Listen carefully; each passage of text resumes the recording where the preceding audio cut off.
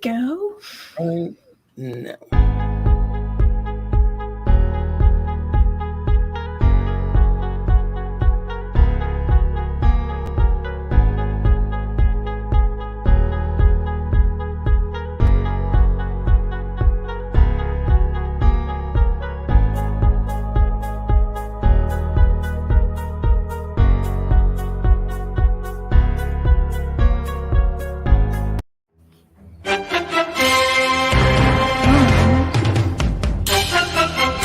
Clobberin time!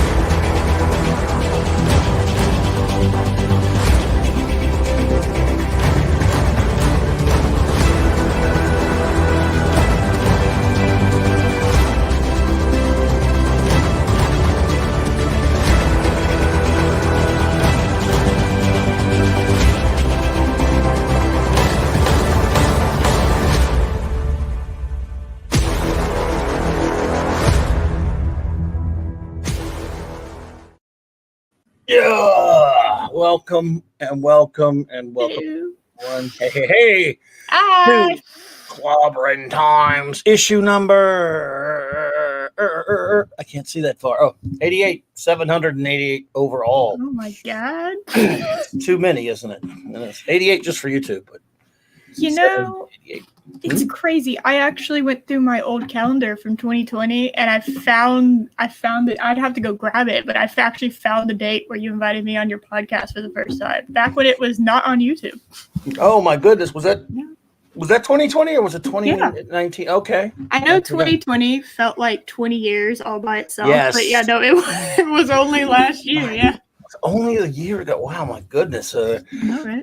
Well, what scares me is in a couple of months I'll be 12 years doing this crap and I still can't get it right. But it doesn't matter. We're going to push on anyway and do it, whether we get it right or not. I want to thank everyone who is here tonight. Loki, how's it going, bro? It's going, Clobberin. How are you doing, brother?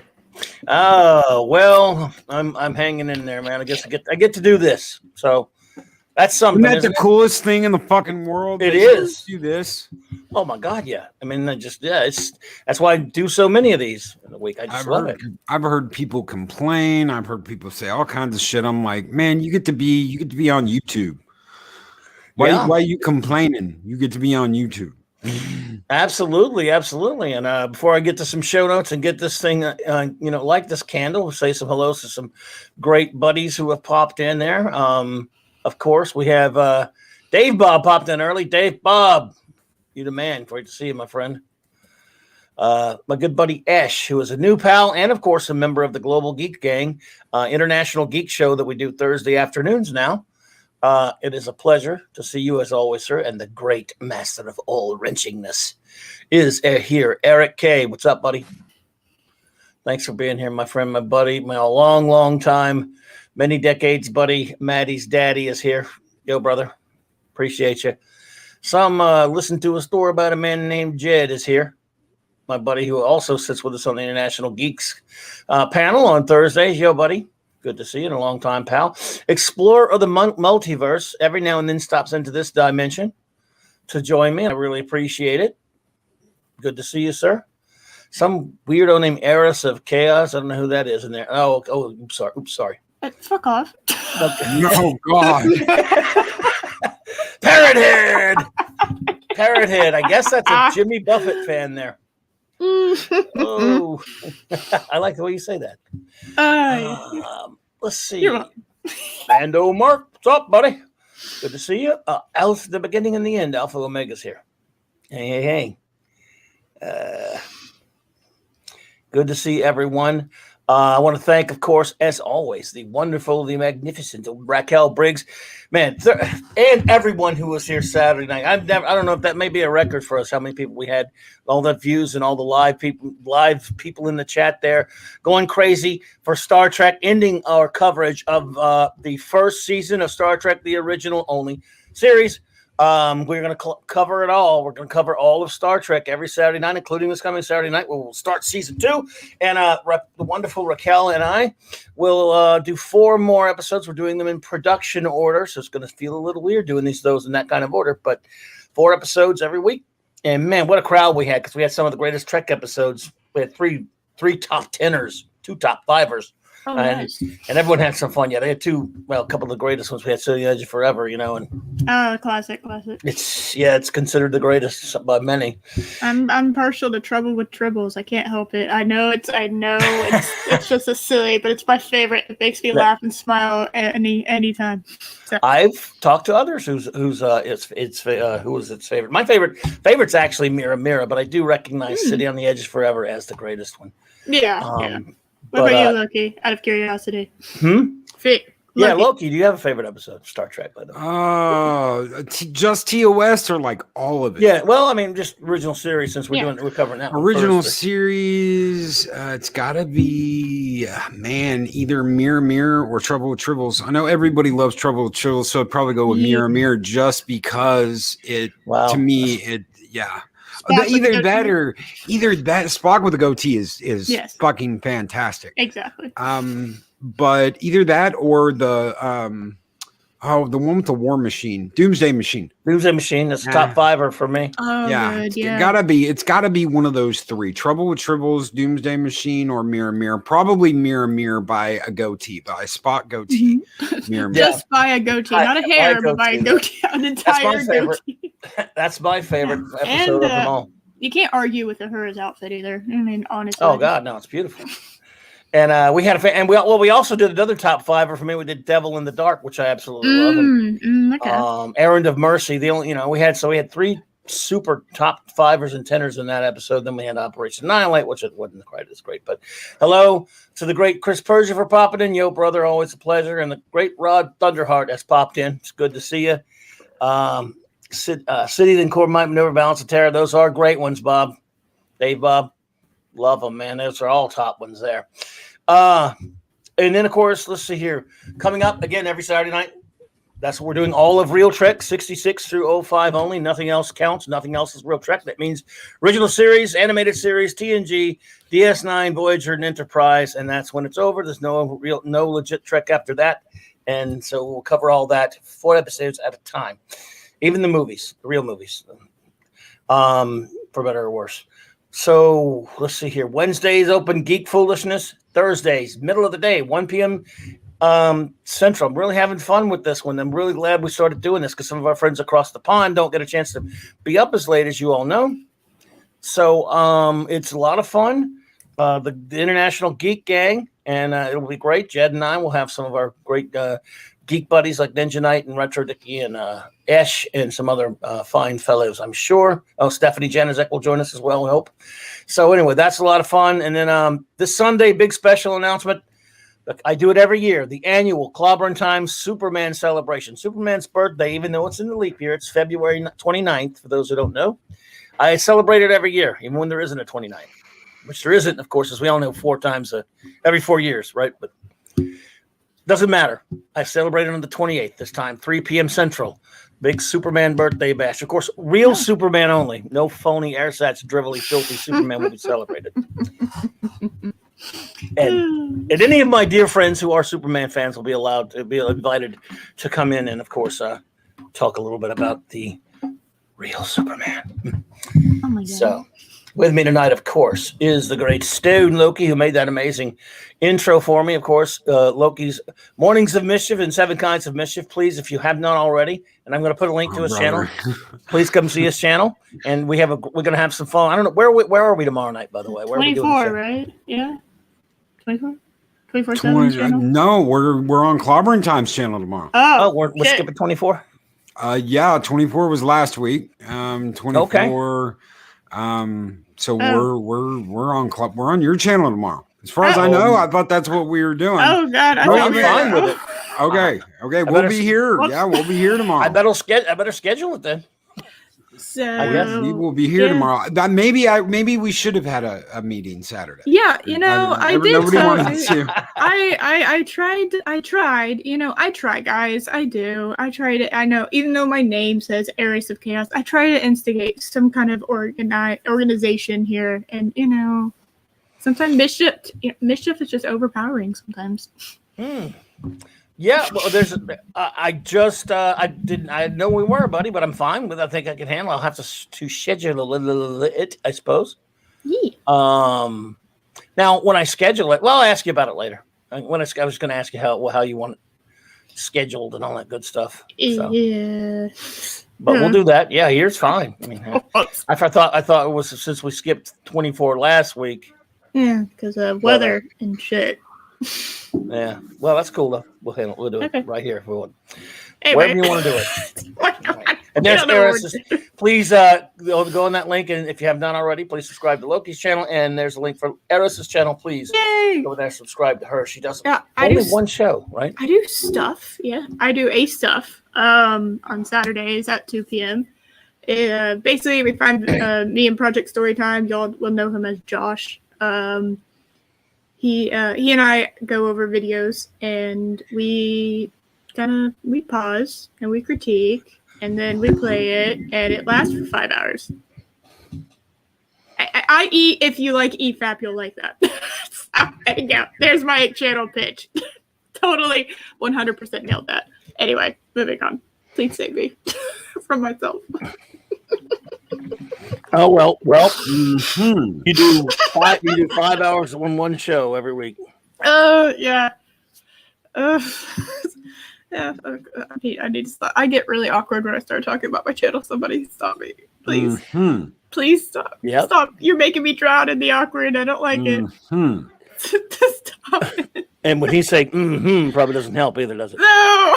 So mean to me. I don't know why. He was so mean to me this morning. He's mean to me now. I know the pitiful heiress act doesn't work on anybody because everybody knows me too much. Yep. Oh my goodness. Well, she's evil. She's evil and mean, folks. Don't fall for the poor heiress bit. Aww, I'm not evil incarnate. Some people might think I am, but I'm not. I'm nice sometimes.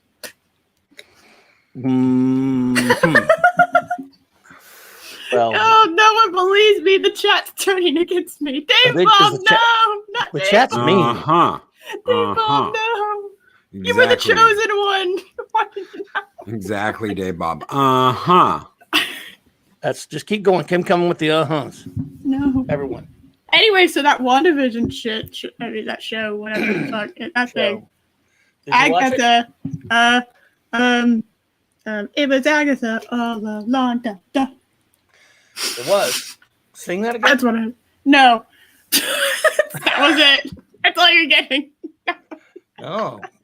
Well. It was Agatha all along. Boom, boom. Well. Bum, bum. Yes, it was Dr. Hercumonkey. My favorite name to say on the internet, by the way. Hercumonkey. Is that like Hercules and a monkey combined? It could be.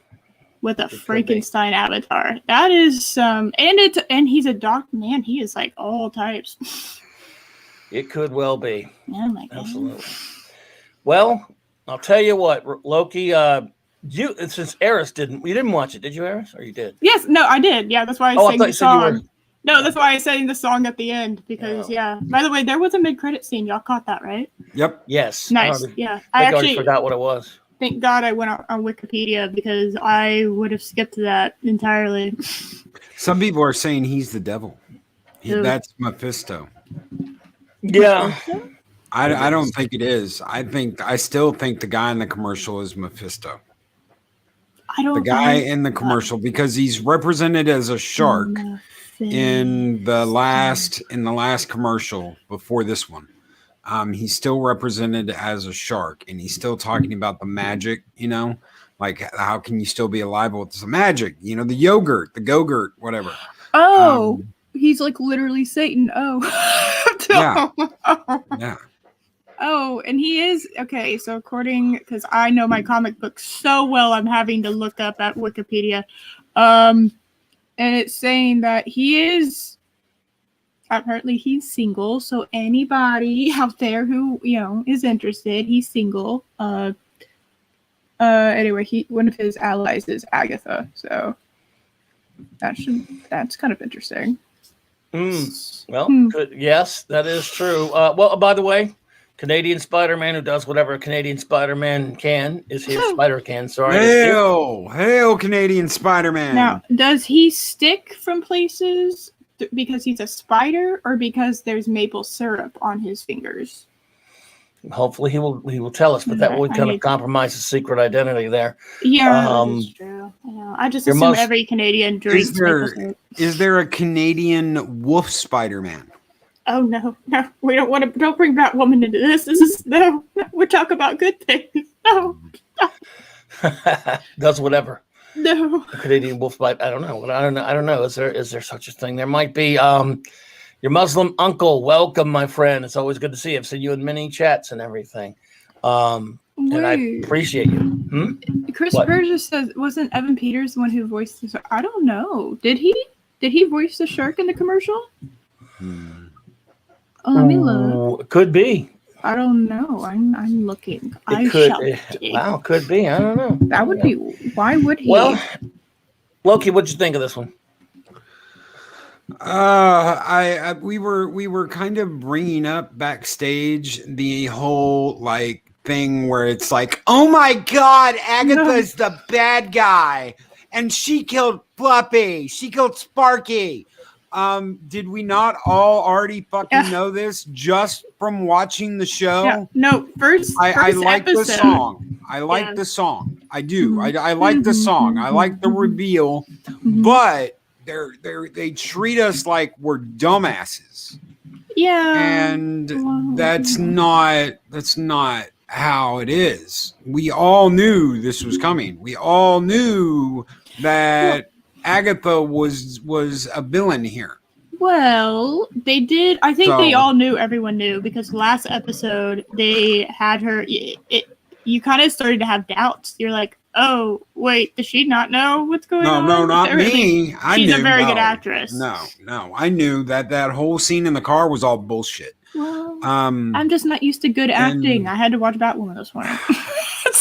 And the way that I'm sorry, the way they did the reveal felt like, haha, you've all been dumbasses. It was her all along. Yeah. And I'm like, no, everyone knew it.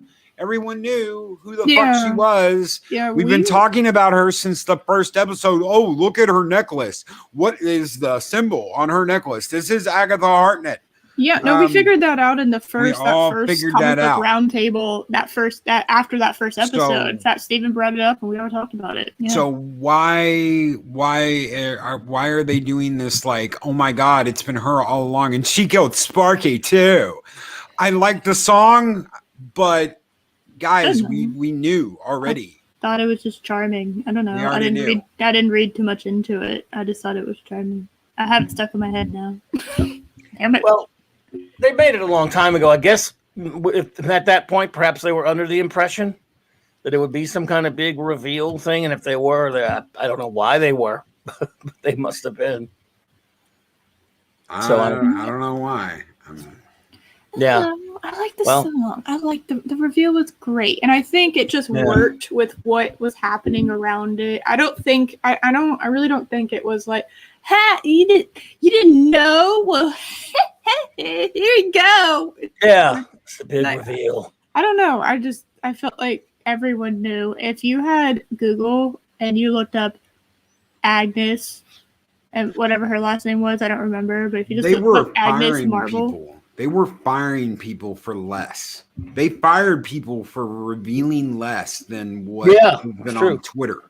Well, they shouldn't have named her Agnes. That's like that was. But they didn't name her Agatha. So. Yeah. Okay. I'm gonna do it right now. Agnes Marvel. First thing that pops up is Agatha Harkness. Of course, because that's what everybody's been searching for. It's gonna go to the highest search thing.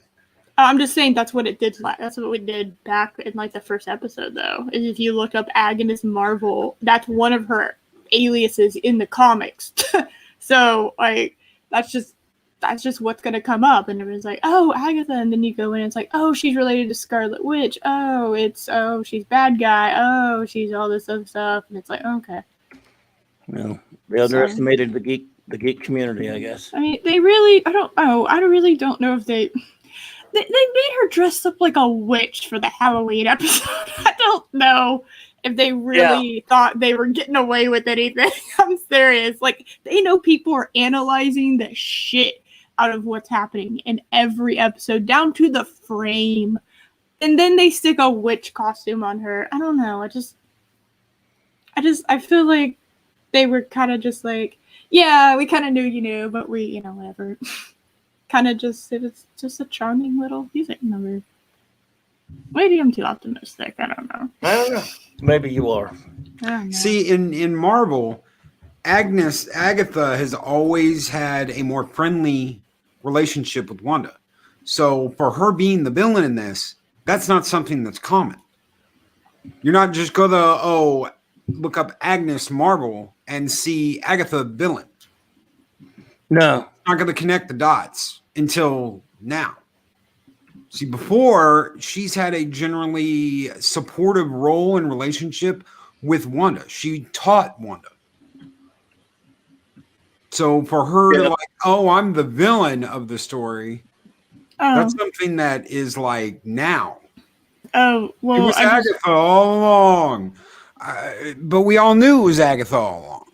There were people that have been like, maybe Agatha doesn't know she's there.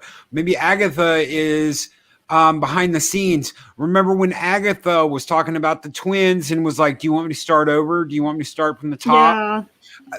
And people were like, oh my God, is she a part of this? Or is she like bending to her will? Or that, because there were other people that did the exact same thing. Do you want me to start over, Wanda? Yeah. You want me to start from the top, Wanda? And they're all scared of Wanda. Yeah, Agnes was playing that role. I don't. I don't know. It was pretty obvious that it wasn't just like TV magic. It was like actual magic because she was always there at the perfect time. I'm actually the Agatha thing didn't really bother me that much. Of course, I really haven't had a whole lot of time. Yeah, I didn't have a whole lot of time to like sit because I just like finished the episode. So I haven't had a whole lot of time to sit on it. Maybe if I sit on it and rewatch it, I'll change my mind on that. I'm kind of way more interested in Vision at this point. It's. Last episode he tried to escape, and he was like falling apart into pieces, right? And of course that was pretty horrifying. So I guess that confirmed that he can't live outside of the hex.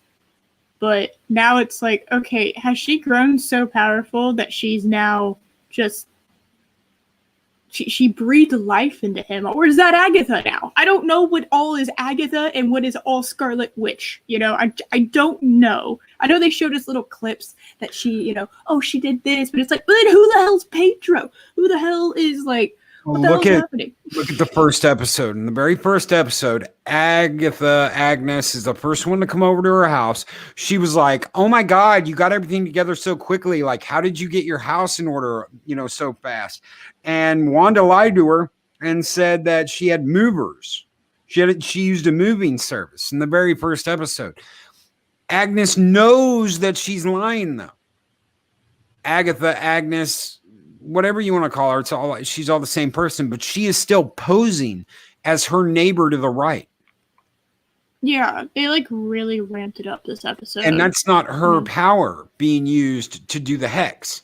That's Wanda. Wanda created the hex. Wanda expanded the hex. Wanda's magic is red. Agnes's magic is a purple bluish. Yeah.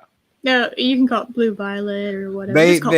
People have been going nuts about what's her name's eyes? Monica's eyes. Monica's eyes They're blue. They're not purple. So I don't think Agnes is controlling her. I think that's her own power starting to surface through. Yeah, it is. No, it is. Like you could tell whenever she landed, she did superhero landing and everything. But there are people that are going nuts saying Agnes is controlling her. No, she's just never mind. I can't say that joke. I'm not gonna say it. It's like she's turning white. Oh no. Oh my god. No. Anyway, that was a bad joke. Moving on. But yeah, no, it was. Yeah, geeks weren't surprised. Normies didn't know she was anyway. So there's no that means their big reveal was kind of lifeless, like the rest of the episode. Well, I'm just saying, I'm kind of normie when it comes to Marvel comic books. I don't even think I own a Marvel comic book. I'm pure DC on that front. But like, okay, for me, I don't.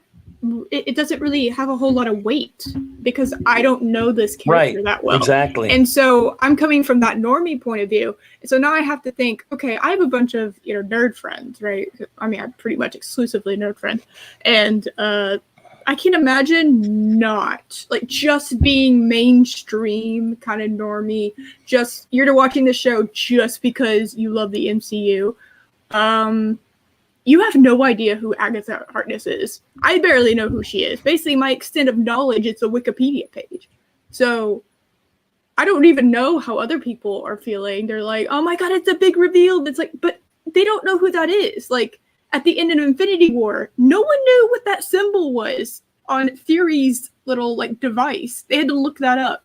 My parents turned to me in the theater. They were like, what was that? And I was like, oh, that's Captain Marvel. And they're like, okay, who? Who's that? It's like, well, that big reveal is no longer a big reveal unless you're catering towards the nerd community, the comic book fans. That's the only people you would have to. Yeah, that's the only people you're catering to at that point.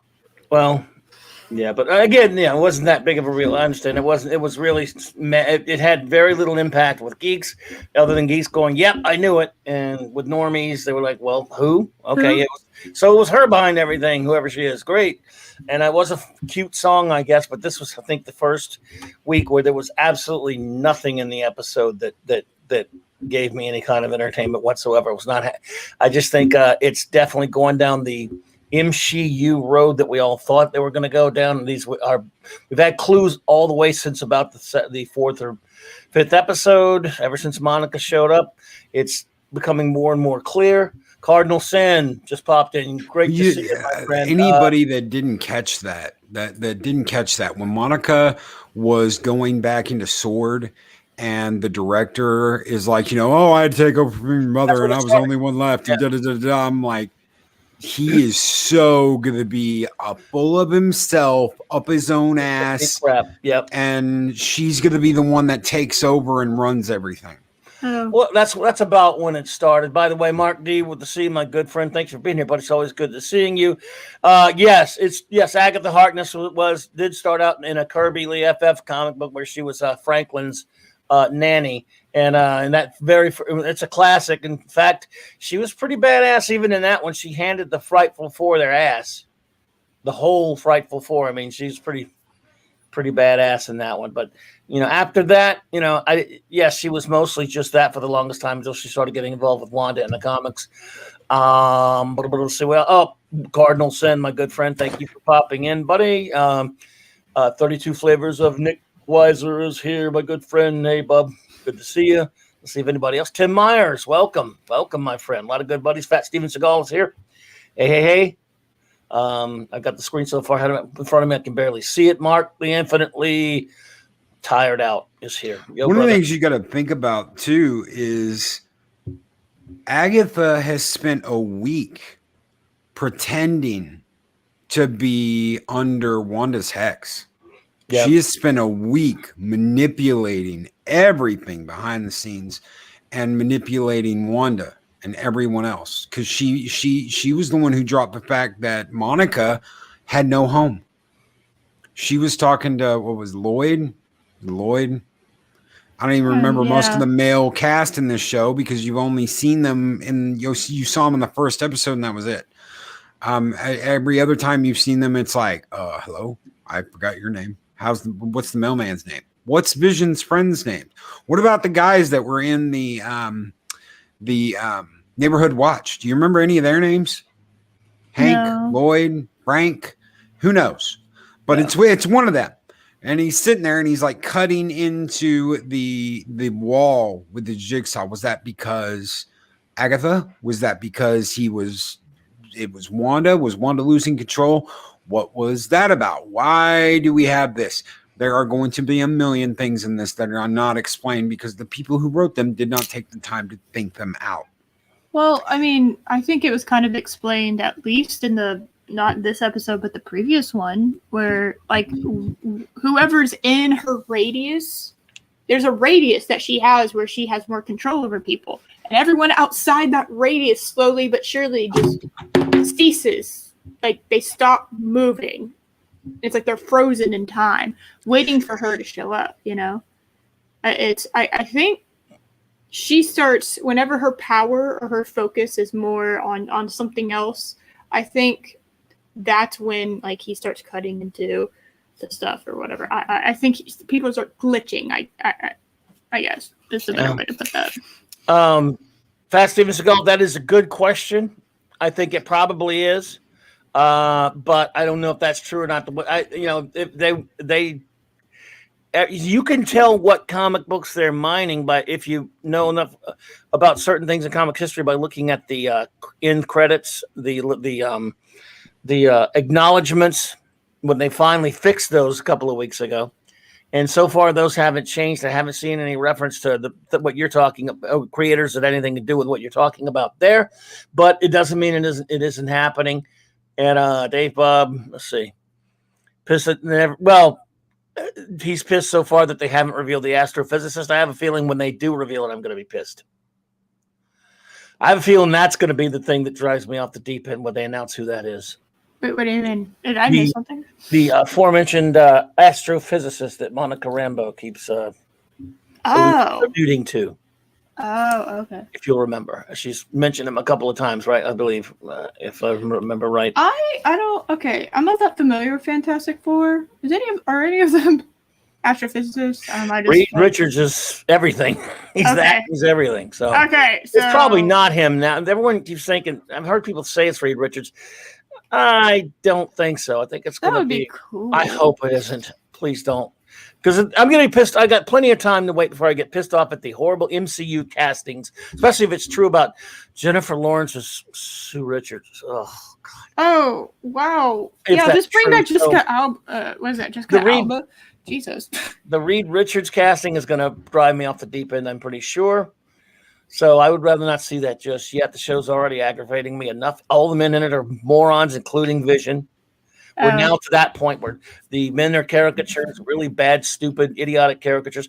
Vision is, again, last week I had a little bit of hope. Finally, when we started getting the Vision, getting something to do, kind of look, yes, his memories aren't there, but sort of acting like the Vision that we all know and love. And this week he's a clown. I don't know. I didn't have that opinion at all about the show. He's totally a clown in that way. You got to understand what Vision's probably going through right now. I think I do. Yeah. Okay. In this episode, he has to be told through somebody else what his life was like because Wanda has erased all of it. He has to be told he died. No, he does not have any memories. Wanda did not erase anything. When he died, he died. This is a totally new Vision. Okay, this is a Vision that was like, this is like a Vision that was born when all this started. When that hex went up, this Vision was born. The Vision you got before now, the Vision that was created from Ultron and Jarvis, that Vision is dead. That Vision will never, ever return. This is a completely new Vision. Okay. He did act independently in some points in the previous episode. And I don't, I'm not saying they won't. I love Betty. I think he's great as Vision. And we'll see. This episode made me think he's just, of course, Darcy has to tackle the dude, because he's just nothing. Vision is sitting in the truck for this unfunny bullshit scene at the red light which was just, I mean, you can fly, but you're just standing around. You can fly, dude. Remember, you were doing it in the previous episode. What are you doing?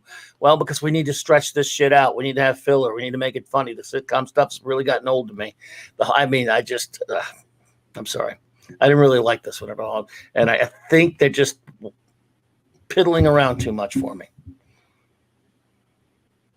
But maybe that's just me. Is that just me, Eris?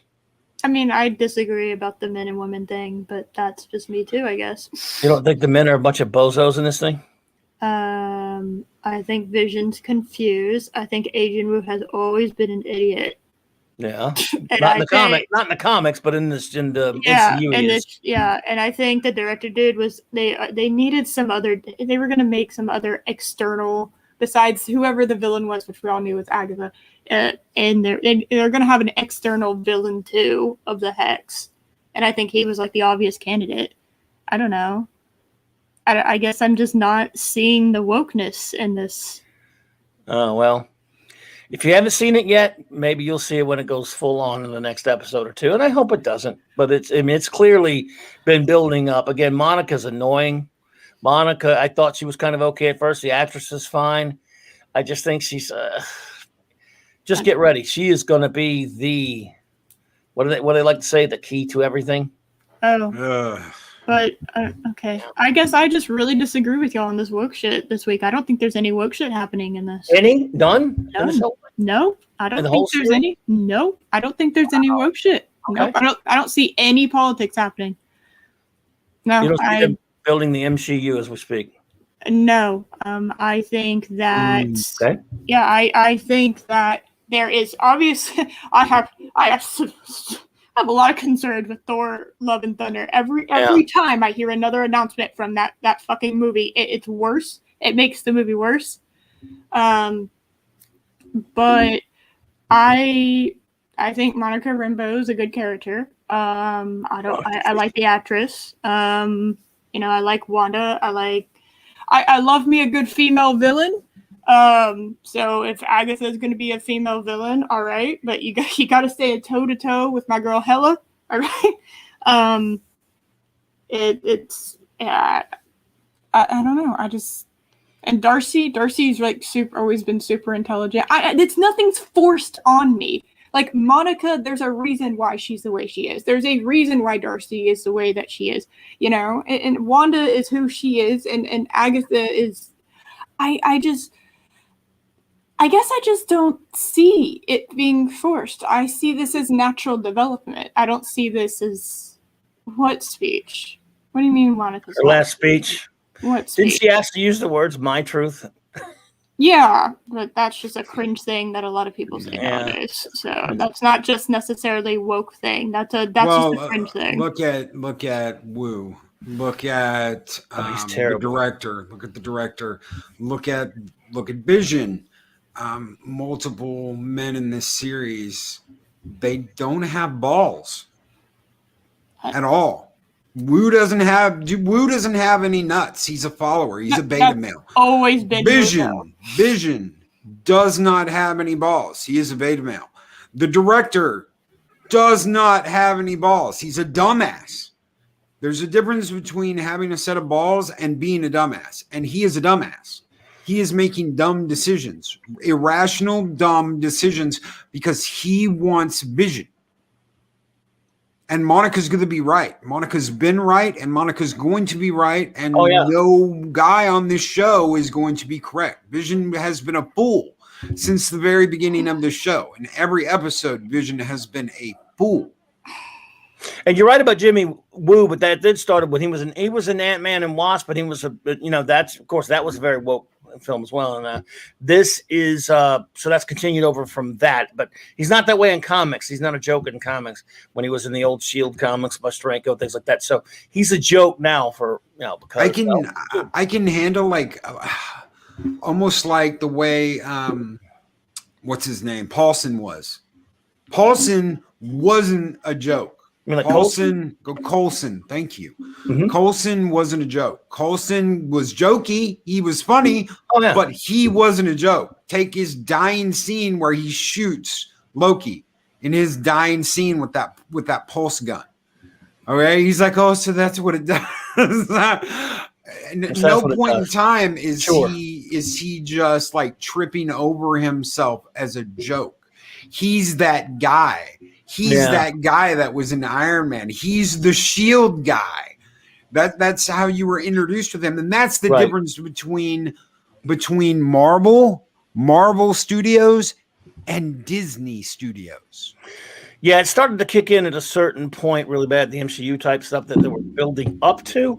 But that said, even though I didn't like this episode, I hope Eris is right, and I hope the next ones are good. I mean, I hope I enjoy them. And see, it's never to me, almost never with modern entertainment, a question of whether there is woke stuff in it.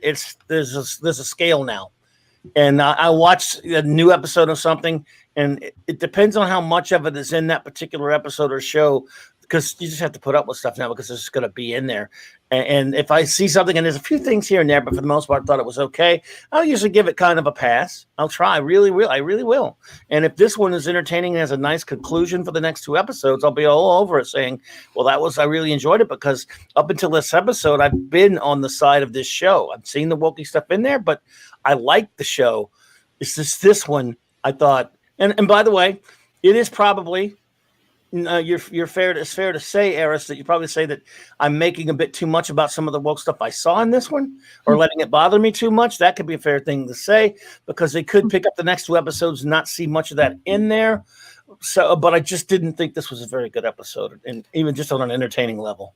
Oh, no, I don't disagree with that. This had filler written all over it. This was very filler episode. This was, I know exactly, I've watched enough television that I know exactly what this was. This was the third to last episode. Third to last episode has the tendency sometimes to be filler. But they're not trying to treat it that way. They're trying to treat it like a big reveal.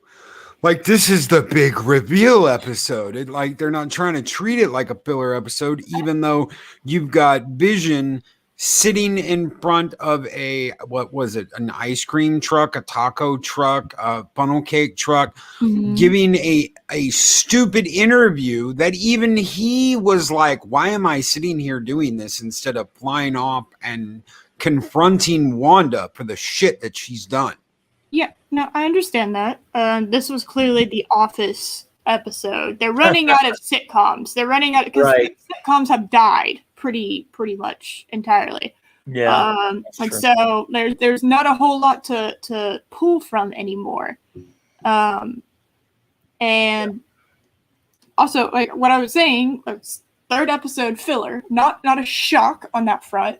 If I mean, it is a filler episode, whether or not they think it was a filler episode, the people who wrote it, I don't really care, because this was a filler episode. That's just an objective point. Yeah. The second to the last episode, the next one, is going to have a cliffhanger, a big cliffhanger. We all know this. We know it's coming. All right. And then it'll conclude in that final episode. Now, I mean, that's what the format to me is screaming. Yeah. But, yeah, they wasted a lot of time. There was a lot of time in this episode that was just being wasted. And I don't think there was hardly any content happening in here. Yeah. You know, I brought this up backstage before Eris hopped on. I brought this up backstage with Clobberin times. Yes, there is a time before Eris. Oh my God. Where I am getting season 1 and season 2 Mandalorian vibes. And the reason why I'm getting season 1 and season 2 Mandalorian vibes is I took the first season of The Mandalorian and I broke that into 2 parts. I cut out the credits, I cut out the intros. All I did was make the first 4 episodes of The Mandalorian into a 2-hour movie. And then I made the last 4 episodes of The Mandalorian into a 2-hour movie. And you've got 2 movies, a mini series. That is exactly what I am getting from WandaVision. And if you break this down into 2 halves and cut out all the 10-minute fucking credit rolls that this show has, you've got 2 2-hour movies. They're miniseries. It's a miniseries that has been broken down into episodes. And that's all it is. I would not be surprised at all if you got original script ideas from this and The Mandalorian, and they were broken down into 2 scripts. You've got A and B, part 1 and part 2. And then they split them down even more. And they expand them just a little bit, just enough to get the runtime right. Yeah. And you've got 2 2-hour movies. And that's all it is. It's 2 2-hour movies, a miniseries. You got a mini-series for a season. And this is all we're going to get. There is no more WandaVision after this. You've got WandaVision, and that's it. That's right. It's over. Agatha. It's all about Agatha now. Don't y'all know? Yeah. It was Agatha all along. Yeah, it was Agatha all along. And that part was cute at the end there. And, I like that. I just, it's absolutely true. Look at what you were talking about there. And this is modern TV writing in a nutshell. They don't write episodic television anymore. They don't plan out like a 12-episode series, which is wimpy. Remember when they used to do 25 episodes, 22 episodes, whatever. They don't do that anymore, where they have individual closed stories building through some sort of continuous arc. Even they don't even do that anymore. They just come up with one story. They allot a certain number of episodes, and when they look at the whole thing and say, we're going to shoot this. In this case, what is it, 9 again? It's 9, right? 9, 10, it's 9. 9, I think. Yeah, we're on 7. There's 8. Have you guys seen the cast? Have you guys seen the cast for Doctor Strange and the Multiverse of Madness? No, I'm staying away from all that stuff. No, I have not. I would. I don't want to. I don't want to have any spoilers for anybody. Oh my god! But would you like to hear who is going to be in Doctor Strange and the Multiverse of Madness? Oh, look at that. Well, spoiler alert. We're already talking about spoilers on the episode tonight, so it doesn't bother me. You can do it. Spoil it. All right. Myself. Well, if you don't want to know, fast forward now. Wait. You've got. I don't have it. I don't have a choice. I'm on the panel. You've got Tobey Maguire. Oh God, American. You know where he's coming from. Oh no. Elizabeth Olsen. You know where she's coming from. Right. Andrew Garfield, another Spider-Man alumni. Ryan Reynolds. Mm-hmm. Wait, what? Benedict Cumberbatch, of course. Sam Raimi. Mm-hmm. Right? Yep. Rachel McAdams. Sure. Tom Hiddleston. Woo! Okay. Anyway, sure. I can never say this guy's name. I am sorry, sir. If you were out there listening to this, I'm pretty sure you aren't. But Chiwetel Ejiofor. He's going to be Baron Mordo. Baron Mordo is coming back. Benedict Wong is coming back. Well, we knew that. Tilda Swinton, the immortal. I thought you were going to say dildo. My bad. Catherine Hahn. That is the woman who plays Agatha. Well, no, of course. Like this is setting. We all knew this was setting. We called this weeks ago. And Zakiti Gomez. We knew this was setting her up. What is this person playing? That's Miss America. Is that American Chavez? Yes, that is American Chavez, but they're going to call her Miss America. Oh my God! They're taking the name of a Golden Age character and giving it to her. America. Yes. Okay. Does she get this song "America Fuck Yeah" as her like? Yes, let's hope they have that. I need that. And just like Blake it up, and I need that. That's a big cast. Yes, that's like Endgame level cast. Holy hell! Is that it? Is there more? Do we have any more surprise appearances? There's going to be more. There's going to be more. Yes. I talked to my mom and my dad actually about. I tried to explain what they were doing in the Marvel Cinematic Universe. They are pretty normie when it comes to superheroes. So it's interesting to get their point of view on this. And I tried to explain the multiverse thing and what they were doing with all these shows. And my dad said something interesting. He said, see, the problem with doing that is they're going to lose a lot of people because people just don't know what you're talking about when you start going away from like the mainstream stuff, and you're like assuming people know what you're talking about in the multiverse shit. Why in the hell is Tobey Maguire in the Doctor Strange movie? Okay, I will explain. No, I'm saying why is I know why. I'm saying that's what people are going to go into it as, right? They're going to be very confused, and you're going to lose your audience that way. If everything holds true to what I have been told, then a bearded Tobey Maguire will be teaching a young Tony Stark how to be Iron Man. Oh, and how to be a superhero. Full circle. Old Spider-Man will be the one teaching a young Tony Stark how to be an Avenger. You will have a bumbling Tom Holland-like Iron Man being taught by an experienced Spider-Man how to be an Avenger. Don't do that to my boy. It'll be exactly the reverse of what we got in Homecoming. Oh boy. But I like Tony being this sassy bitch. I don't want him to be a bumbling idiot. Don't do that. No. Well, that's what, and we're not gonna keep that, but that's what we're gonna get. No, it's not like we're gonna keep that. It's just that's the way it's gonna be there. If that is true, ladies and gentlemen, I don't talk rumors, and there's a reason why I don't talk rumors. But I have no idea. I have no problem talking rumors on other people's shows. Because it's not my show. Yeah, he's not. Your reputation doesn't follow you when you go onto other people's channels. I can say anything here, man. Doesn't matter. Well, damn. I don't know. Who knows what's going to happen? I mean, this episode didn't do anything for me. They did finally have their Stan Lee tribute, though. Oh, did I miss it? What was it?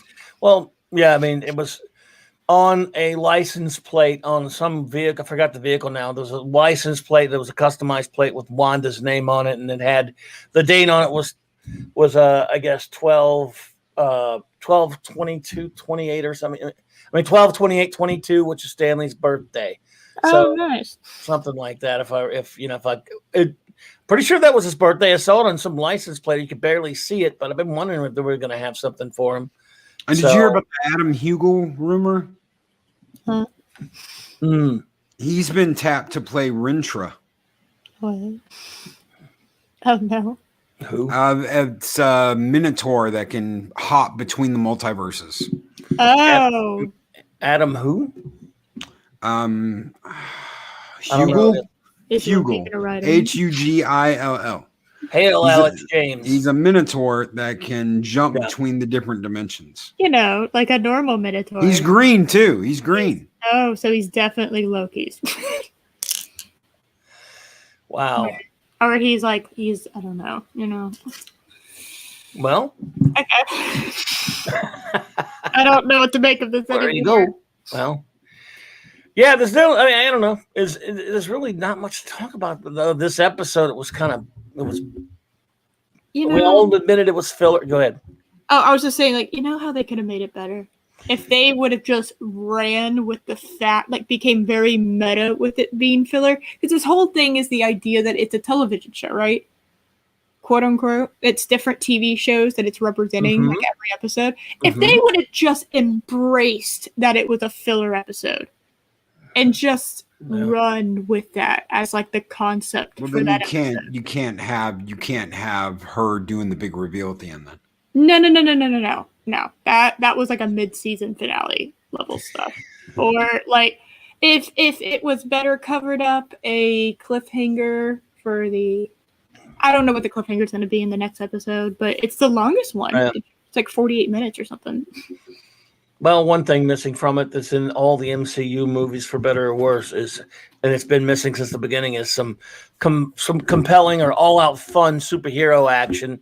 It's about time they started giving us a little of that. This is the MCU. I suspect we won't get much of that, though. Well, supposedly they're also in talks with Jessica Alba, and if they are, you know why they are. Yeah, because she's the best Sue Storm that they've gotten on in live action. So you're saying it's not true that they cast Jennifer Lawrence as Sue Storm Richards? If it's a multiverse. This was multiverse on. We got this covered 18 hours ago. Jessica Alba back for Doctor Strange 2. But they want her back. They're in talks with her. It is. We got this covered, so yeah. Well, again, I was hearing today people were saying that they're pretty convinced that Jennifer Lawrence has been cast, but that doesn't mean anything if it's a multiverse thing. I don't want it. Well, if they really got Chris Evans to agree to come back and play Johnny, why are they going to go with a different Sue Storm? Yeah, no, I get Chris Evans in the MCU as Johnny for like one movie. That would be amazing. Even if you did that just for the Doctor Strange, you did that just for Doctor Strange, you're setting up the realization that yes, we are going to have the Fantastic Four in the future. We already know they're going to. They have a movie on tap. They have the poster. The poster for it. We know we're going to get Fantastic Four, but to introduce them as the OG Fantastic Four, even if you only got Chris Evans and Jessica Alba, even if you only got those two for like a quick cameo in Doctor Strange, you've got the door open to, oh my God, they're going to bring in the Fantastic Four. Like a real, like not just like a poster with a 4 on it, like, oh shit, yep. Evans just could be one of those multiverse things again, though. Where he pops up for 5 seconds in the multiverse with Jessica and Alba. Yeah, they're not. He's not gonna. I don't think they will cast him as Johnny Storm in their MCU that they got coming up. No, because you could totally make the joke too. Doctor Strange could be like, "Wait a minute, isn't that? Don't worry about that right now." Yeah. As they're like hopping dimensions, he sees Evans playing Johnny. And he's like, wait, isn't that? No. Don't worry about that now. Don't worry about that. Not ours. Wrong timeline. Yeah, wrong timeline. It's not ours. We'll come back to that later. That timeline was erased. Never watch this again. Yeah. Never look at this again. Ever. Don't worry about that. Yeah, no, that'd be great. Yeah. Well, I do love me some Jessica Alba. There's no denying that. Ash says potential, spoiler alert, Kevin Feige, that I'm going to say what I think about him, also said there will be a major one to fight with powers and everything in the show. So if true, we have that to look forward to. Yes, and it'll probably be her and Monica. Yeah. When Monica gets her powers. That's probably what we're looking at. Hey, I'm totally hyped with the idea that Monica will replace Brie Larson. That's good for Captain Marvel. Yeah, get ready for the Brie Larson cameo in the last episode. Brie Larson is already going to be Captain Marvel in Captain Marvel 2. I know, but I can dream. Want in one hand, shit in the other. See which one fills up faster. I like the Monica Rambeau character. I like her. She can act in this. She can. I like her a lot more than Brie Larson. Mm-hmm. Oh yeah. I like her a lot more than Brie Larson. She doesn't like Brie Larson either. That's not what we're gonna get. It's not what we're gonna get, because we're gonna get Brie Larson and that other one in Thor: Love and Thunder, and I can't remember that. The Valkyrie bitch. The Valkyrie. Tessa Thompson. Tessa Thompson. Thank you. Yes. We're gonna get Brie and Tessa in Thor: Love and Thunder as the king and queen of Asgard. Queen and the queen. No, your pronouns. It's king. It's king. She's going to be known as king. No. She's going to be known as the ruling king of Asgard. She will be the head of Asgard. It will be just wait. I don't know. I don't think Valkyrie, because women can be kings now. Oh. Women can be kings now. So it's not just a male term anymore. It's not just a male term. I watched a series. I don't know if people in the chat are. It's an anime series called Fate. It's Fate Stay the Night and then Fate Zero, and they've gender bent King Arthur to be a woman, and they call her King the entire time, and it really bothered me. Just and I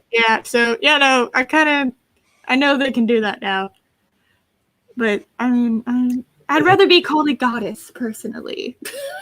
They can do anything. Well, pronouns don't matter until they do. Chris Persia, what you were saying about the FF, everyone needs just to get used to one fact that I've been trying to make everyone understand right now. They just need to get used to this. The FF and the MCU is going to be horrible, trash, garbage, dead on arrival. It will be horrible. They won't get it right. They have no intention of getting it right. It's going to not look like the real FF. It's not going to be anything like it. It's going to be set in this modern horseshit universe that they're creating. Get used to it now. It's not going to. People say, "Well, they've got to finally get a Fantastic Four movie." Right now, they don't. They never have, never will, unless, of course, I'm in control of it and in charge of it. Since we all know, I'm not going to be. FF movie, DOA, boom. Oh, the Thor Love and Thunder is definitely dead on arrival. Like I said, every time I hear another thing involving that movie, it's worse. It's just like, oh, Captain Marvel's going to be in this thing now. Oh, goody. Oh, and she's gay now, magically. Oh. No, yeah. I didn't know sexualities could just, randomly. That's her shield. That's her diversity shield. You can't talk shit about her anymore. You can't talk crap about Captain Marvel anymore. And no, you can't, because they'll get you for the same thing they got Gina Carano for. Oh. You can't talk crap about her now. Anyone who's trans, lesbian, bi, they're shielded. Shielded from any questioning, criticism. It's all shielded. So yeah, they can fuck off with that attitude. I'll critique you whether you want it or not. And I don't really give a shit what your feelings are, honey. I don't give a shit if you are a lesbo. It don't matter to me. You still shit. Don't matter if you like vagina. So. Yeah, you're just pissed off because the last episode of Wandavision is going to have Brie Larson come in and solve everything. Stop it. I swear to God, if they do that to me, I will ban it. What's going to happen? No. Get ready. Remember she said, who was it? Was it Elizabeth Olsen said that it's going to be a, quote, Luke Skywalker type of cameo and, big surprise or whatever? No, it's better not. I swear to fucking God, if it's Captain Marvel, I will be so angry. No, give me something else. Give me you know what? Give me anything else. Give me pretty much anything else. Give me Tony Stark before you do that. And he's already dead. Give me his coffin before you give me Brie Larson. God damn. Alex James, my friend, why would you wish that? You don't like the Stingosaurus spiky thing, do you? I hated that thing. You look terrible. You want a Marvel Legends of that, buddy? Well, if they do one, I'll make sure you get it. Now, I'm actually going to tell me you want a Marvel Legends of the Thing with his stupid helmet he was wearing because Wolverine scratched his face and scarred him up. Yeah. What? Yes, that's right. Brie ain't no Luke Skywalker. Well, preach. Yeah, no, she ain't. No, well, she's Jake Skywalker, I guess. Maybe Annette Bening will come back as Marvel. I mean, okay, nobody seems to like her. Like, not even in this show. They're just kind of like, eh. Like, Monica was like, nah, I don't want to talk about her. Anyway, let's move on. Yeah, that's pretty much true. And by the way, again, I want to thank everyone who is here. I hope I said hello to everyone who was here. We got some new rivals pop in, of course. Tim Myers, the great Just Joe, Buddy Jobber, Alex James, and Dr. Hercumonkey. I already said that name, but I like saying Dr. Hercumonkey. I can't help it. And everyone else who popped in. Again, a lot of shows lined up Wednesday night. Open Geekness. Thursday night, the International Geek Gang, 1 p.m. Central. Saturday night, with Raquel Briggs reviewing all of Star Trek, again, 9 p.m. Central. And, of course, Sunday, though, anyone who is a Superman fan, real Superman, of course, the annual Clobberin Time Superman Birthday Bash. You do it every year in the old days, so I guess I got to do it here, too. Celebrating the birthday of the Man of Tomorrow. You thought it was going to be Man of Steel, didn't you? Oh, yeah. Oh. The Man of Tomorrow. And, yes, the last son of Krypton, when he was the last son of Krypton, because I only celebrate the real deal soups. So, yeah, Superman's birthday, even though there is no 29th. It's February 29th, of course, but there's no 29th, but we'll just do it on the 28th like we often do. Next Sunday, everyone, 3 p.m. Central Standard Time. Oh, my God. If you're any super fans out there. Good now, night, Flash, what's up, buddy? Good to see you, man. I was just, Now, Loki, overall, are you even looking forward to the last 2 episodes of this thing at this point? You get through it? I just want to get it get over with through thing? it. Yeah, I just want to get through it. I had so much hope in like around episode 2 and 3, man. I was like jamming into this, and then it just like it fell off a fucking cliff. I don't know what happened for me, but it's like I'm like, yeah, I'm curious to see how it ends, but I'm also just like, huh? I could stop watching, and I don't think I'd be like, hurting to see more. I'd just be like, whatever happened happened. Somebody will tell me what happened.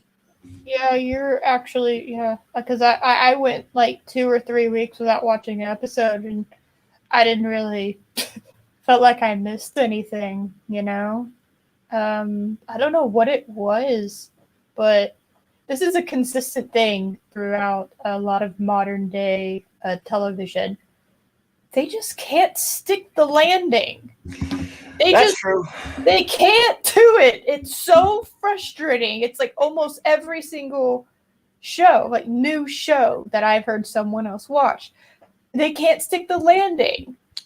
It's bizarre. It's a very bizarre a creative plague that's happening right now, where they can do good at the beginning, they're all right in the middle, and the ending sucks. It's like, stop it! Just write a good ending. These writers, they don't know how to end anything. They can set up a pretty good idea sometimes, a pretty good premise, and when it's not completely overtaken with an agenda or something like that, they just flat don't know how to end something. Because, like I was saying earlier, they don't write episodic shows, and they plan out a certain number of episodes, and they say, well, this is going to be one story over that many episodes. And when they sit down at the table and realize, well, this story really doesn't work for 9 episodes when it could have easily been 4 or 5 or 6. So we talked about filler a lot tonight. That's a big deal.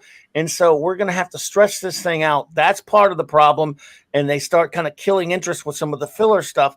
And then they just really don't know how, because this is something that until now has been a property in movies, where good movie or bad, an MCU movie, you walked into it, and other than Infinity War, you had a beginning, a middle, and end that was fairly closed for the most part. Even with some arcs that ran through the films. This time, there's not going to be another WandaVision season, but I still don't think they know what they're doing. I don't think they just think, oh, we could just kick the can to the Doctor Strange movie at the end of this one. Nothing has to happen in this one because they know they got a movie coming up. If they do that, I'm gonna laugh my ass off at all. It's coming, man. I'm gonna laugh my ass off if they kick this to Doctor Strange. That's coming. I will be so mad. Don't laugh at me, Loki. That's me. I will be so mad if they do that. Don't do that. It's coming. It's gonna break my heart. Don't do that. This was like one of the rare, good things that happened in modern television, and you fucked it up. You fucked it up, Disney. Thank you so much. Wasn't like I was enjoying this. It wasn't like you had, actual complex creative storylines and intrigue and all that good shit that we love from good television. It wasn't like you had all that lined up. No, you just fuck you. Yeah. Well, I've seen it happen in a lot of shows. It might not. Maybe there'll be some sort of resolution to this one that will be satisfactory for you. You could be okay, Eris, but I think there's a good chance that they're really not going to have much of an ending. That's just my feel. Loki, do you think that's true? Or you just think I'm just being cynical? No, I think you've got a point. I really do. I think you've got a good point. This has been a roller coaster. It's really weird to get a roller coaster of a show like this, but you've got to understand this is Disney. Disney is the one making this. It's not Marvel. You can throw Kevin Feige in there all you want to. This is Disney, and Disney's going to do things the way Disney wants to do them. It does not matter what Kevin Feige says. It does not matter what anybody else says. If Disney decides it's going to do something, it's going to do it. And if they want to make you wait a year to find out what happens at the end of WandaVision by tying it into fucking Doctor Strange and the Multiverse of Madness, That is exactly what they are going to do. And they don't give a shit whether you don't like it or not. Well, guess what? I won't pay for their fucking movie. How about that? How about them apples, bitch? You don't get my money if you do that to me.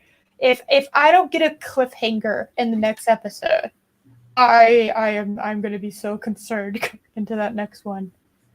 Because they have it set up. They did filler episode this week, and then cliffhanger, and then they end it.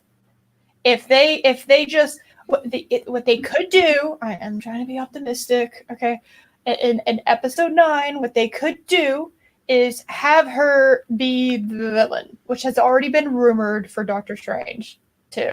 Is for her to be the villain.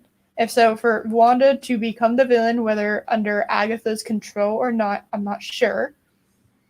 But kind of have it so that you can, it's ended, but it gets you hyped for the movie, right? So it's fine. You get it. I'm trying to be hopeful. All right, guys, I'm trying to be hopeful. Don't do it. No, hey, you might be right, and if you are, we'll say so. If you're not, we're gonna laugh at you. No, I'm just kidding. Fuck you. Laughing at my pain. How dare you? We will laugh at your misfortune. So yes, definitely. We will all laugh at I know you will. Misfortune. You'll laugh. I know. I'll hear it. I will hear your laughter in my head if I get a cliffhanger in episode 9. Be like, ha ha! It's like, oh fuck you. Damn it. Shut up. In my head. Well, there you go. WandaVision, everyone. I hope you all enjoyed it more than I did. Yeah, question mark. Yeah. Any other good things happening in geek culture that we want to talk about? Oh, well. Maybe. I don't know. What do you think, Loki? I mean, we're doing a show tomorrow night. What are we doing tomorrow night? We're doing what's on the big panel, wherever it is. I'm sure Pat Stevens is going to talk about WandaVision and do an in-depth analyzation of this last analyzation. And Yeti Cast will bring his game. We have got the male gaze going on, brother. Yeah, the all new. You'll have a woman to protect you this the week. Male gaze from Loki and the male gaze from Loki and Clobberin time. Let's see, DC. I haven't even looked at this yet. Super. Which lady shall we? Which lady? How we objectify? You could ask the chat what 3 ladies they want to see tomorrow. You're staying on DC, aren't you? Let's see. We've got. Oh my God! I do not want to. Do you have your safe filter on? Women. Oh no. Women. Just women. No, I said superhero girls, and it gave me like a horrible. Let's do villains. Oh my God, there's so many hot villains out there. Yes, female villains. There's not enough. Okay, so we've got to do Catwoman. Do the Gotham Sirens. Catwoman, Poison Ivy, and Harley Quinn. There you go. Gotham Sirens. We'll do Catwoman, Poison Ivy, and Harley Quinn. We can start with them. Yeah, okay. Well, it works because Catwoman has had many, and I mean many costumes. Yeah. So, no. Yeah, tomorrow night is the premiere of Superman and Lois on the CW. Oh dear God! I'm so glad we'll be busy. That's right. I can watch watching that. I'll have to watch that. No, I refuse. Yeah, no. Mark eventually wants to see Power Girl because he's obsessed with boobs. There will be a Power Girl, my friend. Yeah, I mean, there will be. Yeah, Chris Persia, Superman and Lois. About that, look, since so many gallant YouTubers out there take the slings and arrows, such as your good self, Loki and Eris, and others out there, like the great Gary and Az and Doomcock and all these guys who brave the slings and arrows of Batwoman. Yes, it's only fair that I do my fair share. Even though I'm nobody, but I'm gonna do my fair share anyway because I can't take Batwoman. Maybe I should, but No. I'm gonna do this because I love Superman. I'm celebrating his birthday. And this is not going to be real Superman. I'm going to, I will review this trash. Dude, you have your own Batwoman. You're doing Superman and Lois. There's a little preview for tomorrow. Yeah. Yeah. Yeah. I will. Yeah. I'll review Superman and Lois. A moment of silence for. Yeah. All right. The Male Gaze tomorrow night, ladies and gentlemen, on this channel. The Male Gaze will present the Gotham Sirens. We should give the chat a moment because I'm sure all the blood is rushing not to their head anymore. So. Yeah, but they had a lot of. Well, in the case of Catwoman, there were a lot of costumes, but. Yeah. That will be 7 p.m. Central, of course. But yes, and there will be. I guess since I do pretty much an open show Wednesday night, I'll see if Flash wants to do it. I will review Superman and Lois. Take your breath. It's at least the pilot, because I can't stand CW. I dumped off the CW years ago. Years and years ago when I sat through, I think 2 seasons of The Flash, and then when I started watching the 3rd season, and they were starting the same old crap, and they were doing the Flashpoint Paradox crap, I said, what am I doing? Why? This is garbage. I'm not enjoying it, and I dumped out. And from friends who still watch that stuff, they say that they wish they had as well. And I dumped out of Legends of Tomorrow for which I thought was even worse. After the first season and a half of that, I'm like, why are you doing? You could just jump off of something. It's easier. So yeah, CW is trash to me. I know some people like Stargirl. That's fine. I hear it's good, great, fine, whatever.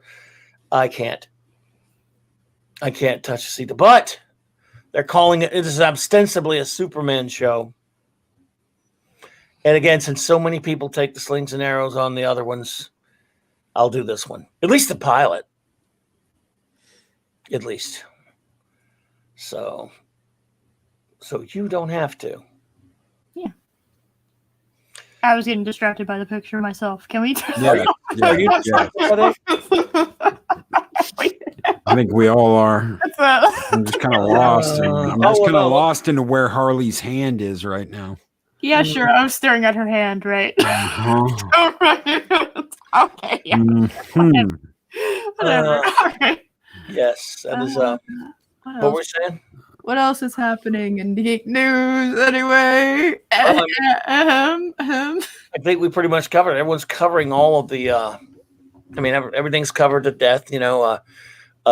WandaVision, Disney, boo-hoo, boo. Gina, yay. What were you saying again? I'm sorry, I looked at the picture again. Good God. Mm-hmm. I am on a different tab now because I want to have brain function. Poison Ivy looks like Erica Durant. She does. Okay. She kind of does here. Yes. Erica Durant. She was in Smallville. She played Lois Lane in Smallville. That's right. She did. That's right. Yeah. And look at. No, I'm not going to say it. I have an unpopular opinion about Harley that will get me in trouble. How dare you have overrated, ridiculous character? How fucking dare you? That's my girl right there. You know what? I liked her in the animated series. I really did. I liked her in the animated series, in the original animated series. I thought they went in an interesting direction with her later. And now I'm just like, guys, why have you done what you have done to Harley? She was perfect at who she was. And now you have had to take out all of that away and make her into something she's not. Yeah, pretty much. I mean, she was really good in the animated series. And then, I got to admit, I never really bought many of her comics because I didn't care, but she was good in those comics also based on it. But yeah, for me, again, liked her a lot. I've never understood the popularity of her. Well, if you look at her relationship with Joker, mm-hmm. I can get that. But now that's not the way it is. See, you have to understand something. Harley always gave as good as she got. Harley, as many people are like, oh my God, Mr. J abused her and blah, blah, blah, blah, blah, blah, blah, It blah, was blah. equally as No, miserable as yes. the other. Yeah. Yes. And she did some hardcore shit to get his attention. Oh yeah, she had two hyenas. You think those were just there for show? But now all that's gone. All that's gone. She's off on her own. She's been emancipated, ladies and gentlemen. The emancipation of the fabulous Harley Quinn. Fantabulous. It's fantabulous. They ruined her character, and once it's ruined, once something's soured like that, it is very, very, very hard to get it not that way anymore. So they have ruined her character. What her character was, it cannot go back to being that character. So yes. You can either love what her character was, or you can hate what her character is. Harley. Okay, I actually I've cosplayed as Dr. Harleen Quinzel. And I do agree with you that she is kind of played out. Whenever I cosplayed as her, I got a lot of compliments, and a lot of them had to do with the fact that people were like, I keep seeing all these Harley Quinns everywhere. I've not seen a Dr. Harleen Quinzel. And so that actually kind of balanced it out. I've been fascinated with Harley for a while. And it all has to do, I am not talking about the bullshit New 52 origin story, because once I found out what that was, that pissed me off to no end. All right. Yeah. What is so intriguing about Harley is she's this she's like the youngest doctor at Arkham, right? She's this really insanely intelligent, insane kind of being the key word there, intelligent woman who, by the way, is not innocent at all when she gets assigned to the Joker as being his psychiatrist. She's not innocent in that, because the whole time when she gets assigned that, she is thinking, I'm going to make fucking money. I'm going to crack this case. I'm going to crack him wide open, and I'm going to write a book, and I'm going to make boatloads of money. She's told not to do that. In Mad Love is is the very first time you see her backstory in the animated series. That is the very first time in a book, in an animated show, in anywhere that you see her. That's her introduction. And she is told by the woman that she is interning for, do not think that you can do this and write a book. Yeah, that's what her arrogance is what gets her. Her downfall is completely linked with her arrogance. And the entire time that she is trying to help the Joker is just playing her.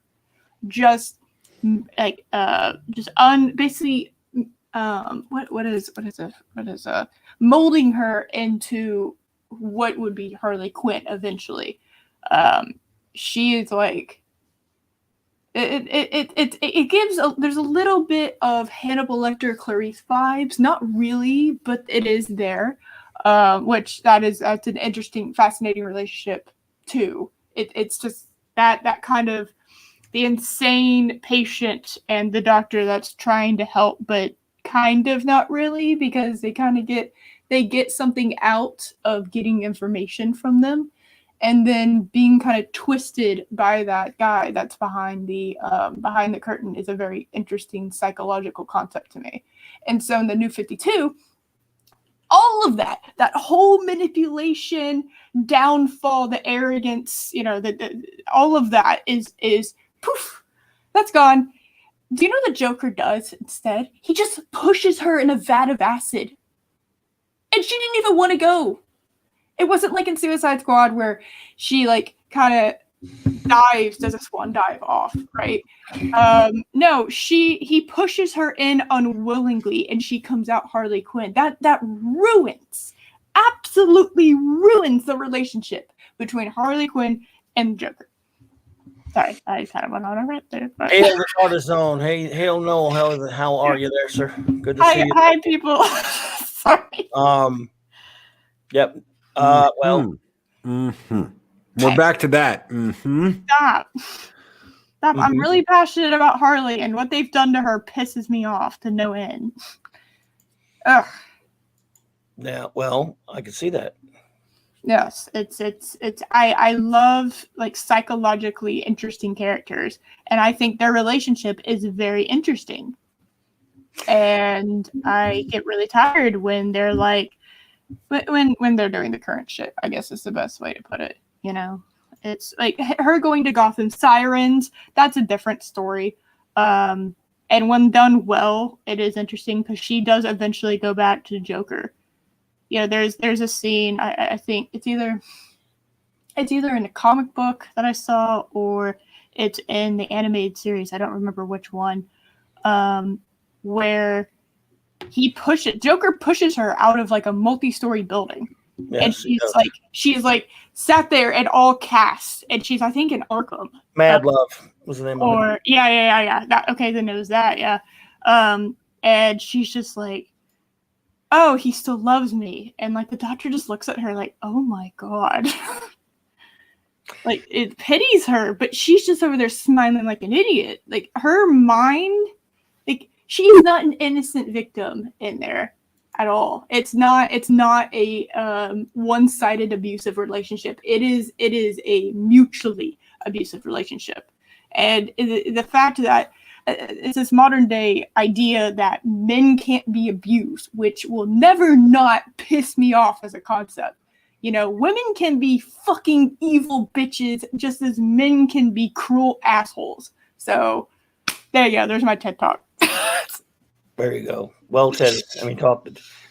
Ish, I'm glad to hear that, man. That FF cartoon in the 90s second season is my happy place, my friend. I'm glad it is so different from that terrible first season. I love it. So I hope you are enjoying that. I'm glad you enjoyed Earth's Mightiest Heroes. What a great cartoon. That is pretty much Marvel's Avengers counterpart to the great Justice League cartoon of by Bruce Timm of the mid 2000s. So great stuff. Glad you're liking it, man. Let's see. Did you ever deal with Zachy? What? Back in the day? Zachy MS. I'm not sure what that is. Back in the day, they were in Zachy MS. Back in the day, Baton Rouge. I worked at Golden Dragon. I remember Golden Dragon. Work at Zachy's. No. For some reason that doesn't ring a bell, though, Mark. I thought I knew every comic shop in Baton Rouge. I'm not sure there was ever one with that name. Golden Dragon. I shall go. Golden Dragon is different. Golden. He means Zachy's. Yeah. Oh, I was looking at pop culture things. This is kind of not related to nerd culture, but this is kind of something that I know Loki likes. Apparently Daft Punk calls it quits. Like they're no longer a group anymore. Yeah. So no, I know Golden Dragon, but I'm puzzled by Zachy M's there. Something Zachary's. I'm not sure who that is, Mark. Everybody that had a shop in Baton Rouge bought from me first. I can tell you that. And I don't remember that one. Go ahead and let me have it, Eric. I didn't bring it up this time, though, Eric. You got to admit, Eric has a job to do. He's got to give me crap every time someone mentions me on a comic shop. 28 years, yeah. 28 years. After 28 years, there will be no more Daft Punk. I don't remember a Zachy distributor. You got me on that one, brother. Don't remember. I remember Glenwood and Southland and of course, Capital, and then later Diamond. Don't know a Zachy. I know Mile High. I know Lone Star. And of course, I do know Golden Dragon and that means I know. And now I definitely know where you lived, buddy.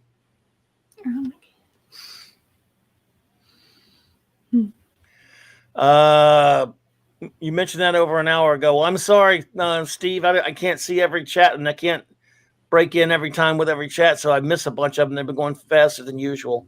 Plus, I got the screen way, way away from my eyes because I have to have a microphone and stuff set up, so I can't see it very well.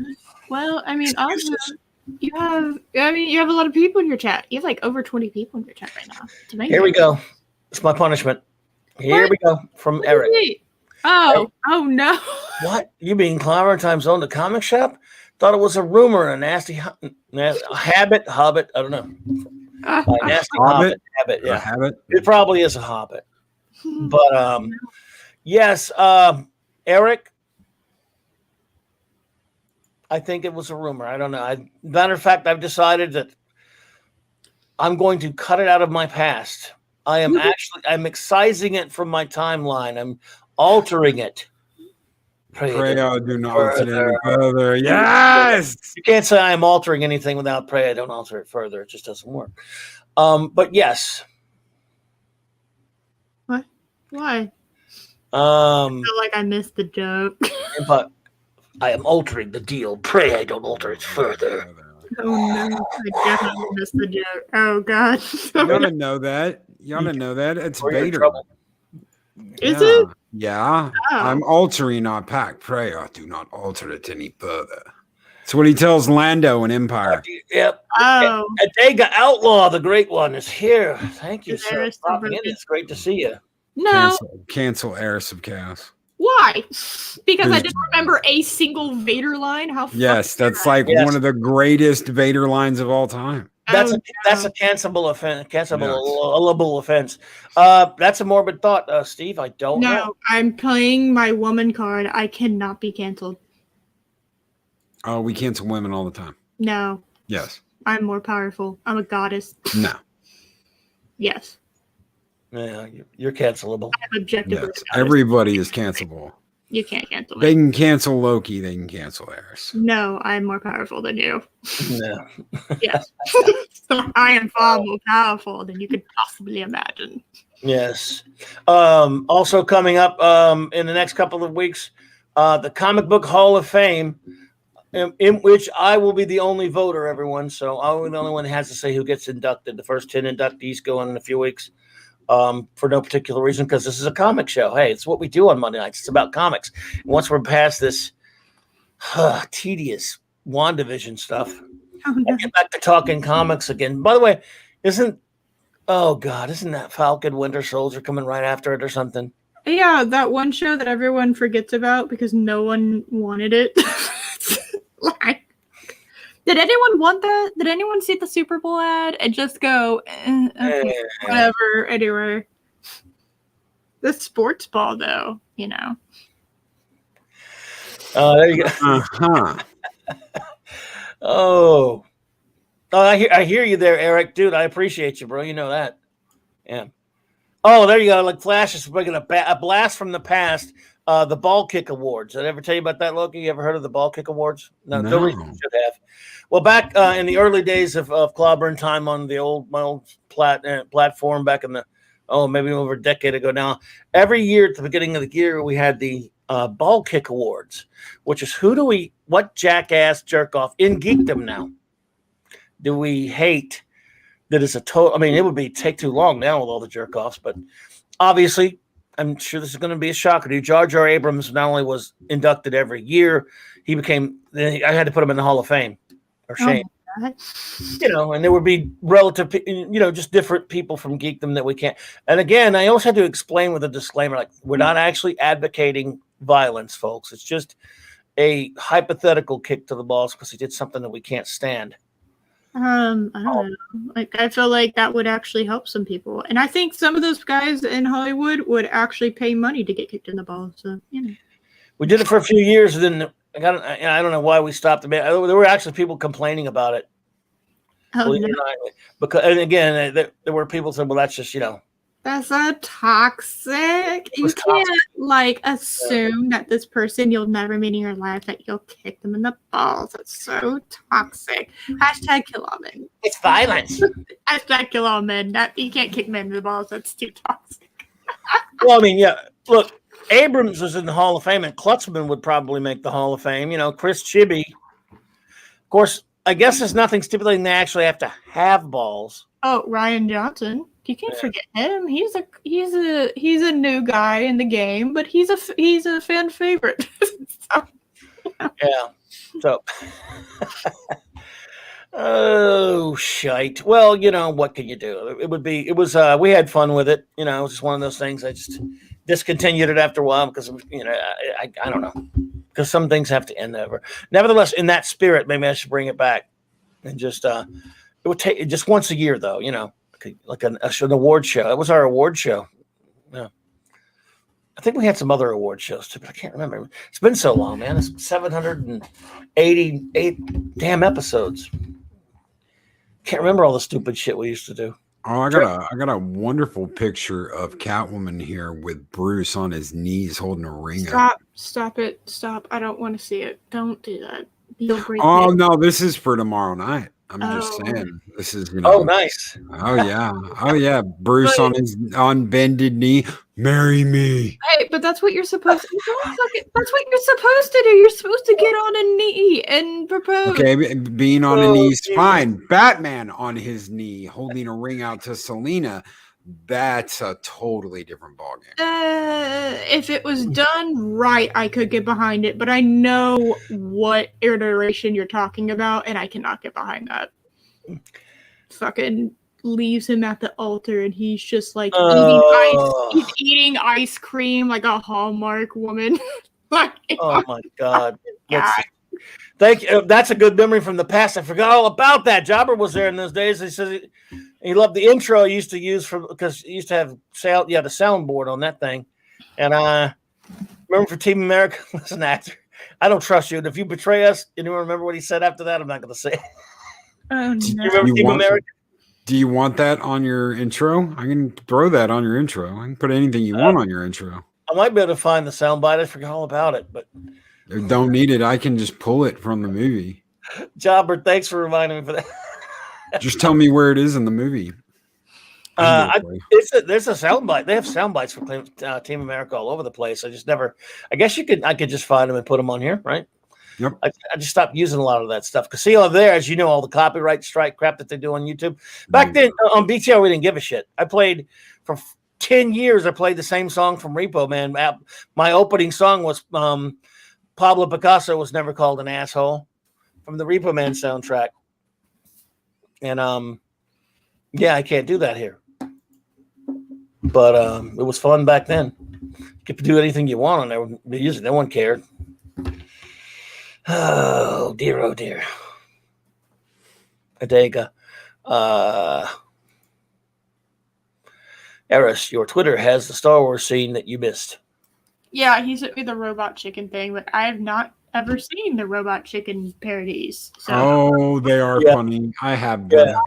I've watched the Family Guy ones like on repeat. That's peak Family Guy right there. So I'll have to watch. Yeah. Oh crap! But it should be fun tomorrow night. We're gonna have again. We'll. Somebody's supposed to. Will everyone gonna be there? Do we know? As far as I know, everyone should be there. Everyone has power and all that stuff now, I guess. Yep. Yeah, I always had power. You just didn't know. That was supposed to be. Never mind. Yeah, no, you were talking about the electricity. I was talking about actual. Canadian Spider-Man says, I doubt there will be any more P Hard. I've heard they were starting the film P Hard season 2, which I find ridiculous. Oh, I had no idea what the fuck you were talking. I was like, what movies are you watching? Star Trek P Hard season 2. Oh. Now I did sit through all the first season of that piece of filth, and whoa, yeah, it's pretty. So he's going to be a golem now, walking around in a robot body that still can't pee. It's not Picard. It's not Picard. Picard died. It is Picard. Yeah, Picard died. It's not him. It's not a robot thing. Yeah. Picard died. It is. I know you don't like it, but it is. Sorry. No, it's not. Picard died. Picard died. Picard died. Picard died. Picard died. Picard died. Picard died. Picard died. You can't convince me of anything else besides Picard died. Okay. Picard is dead. He is dead. His body is in the ground. He died. If you want to live He in your died. own little He died. space He died. bubble where Picard died at the end of Picard. you know, and you can just He died at the end of Picard. It's okay. Picard died. It's all right. I know you can, imagine that he's still alive, but he's I know. dead. He died in the very last episode. I know it's hard to accept, but yeah. Clobberin's just sitting there going, I can't even get a word in. I didn't know this was an argument with anyone. Everyone knows. Yeah. Yeah, he does die at the end of it. Did they put his mind in the body of the stupid synthesoid thingy? He did. They copied information. They did not put him in the body of another thing. All they did was copy some information. That is not Picard. Wasn't mind transference. He's dead.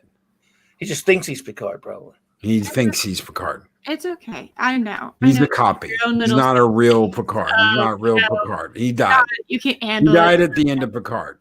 Anybody who, tries to imagine that is just fooling themselves. It's okay. Showing their ineptitude and making an ass of themselves. No, it's okay. It's all right. It's okay. Yeah. You need your little. If you need to imagine that he's still alive so you can get through your day. It's all right. It's okay. Fine. You're wrong, and it's fine. Okay. I know it's hard to accept when you're wrong. If you can't accept when someone dies, I mean, that's your own failing as a human being. I mean, I'm used to getting everyone comes back.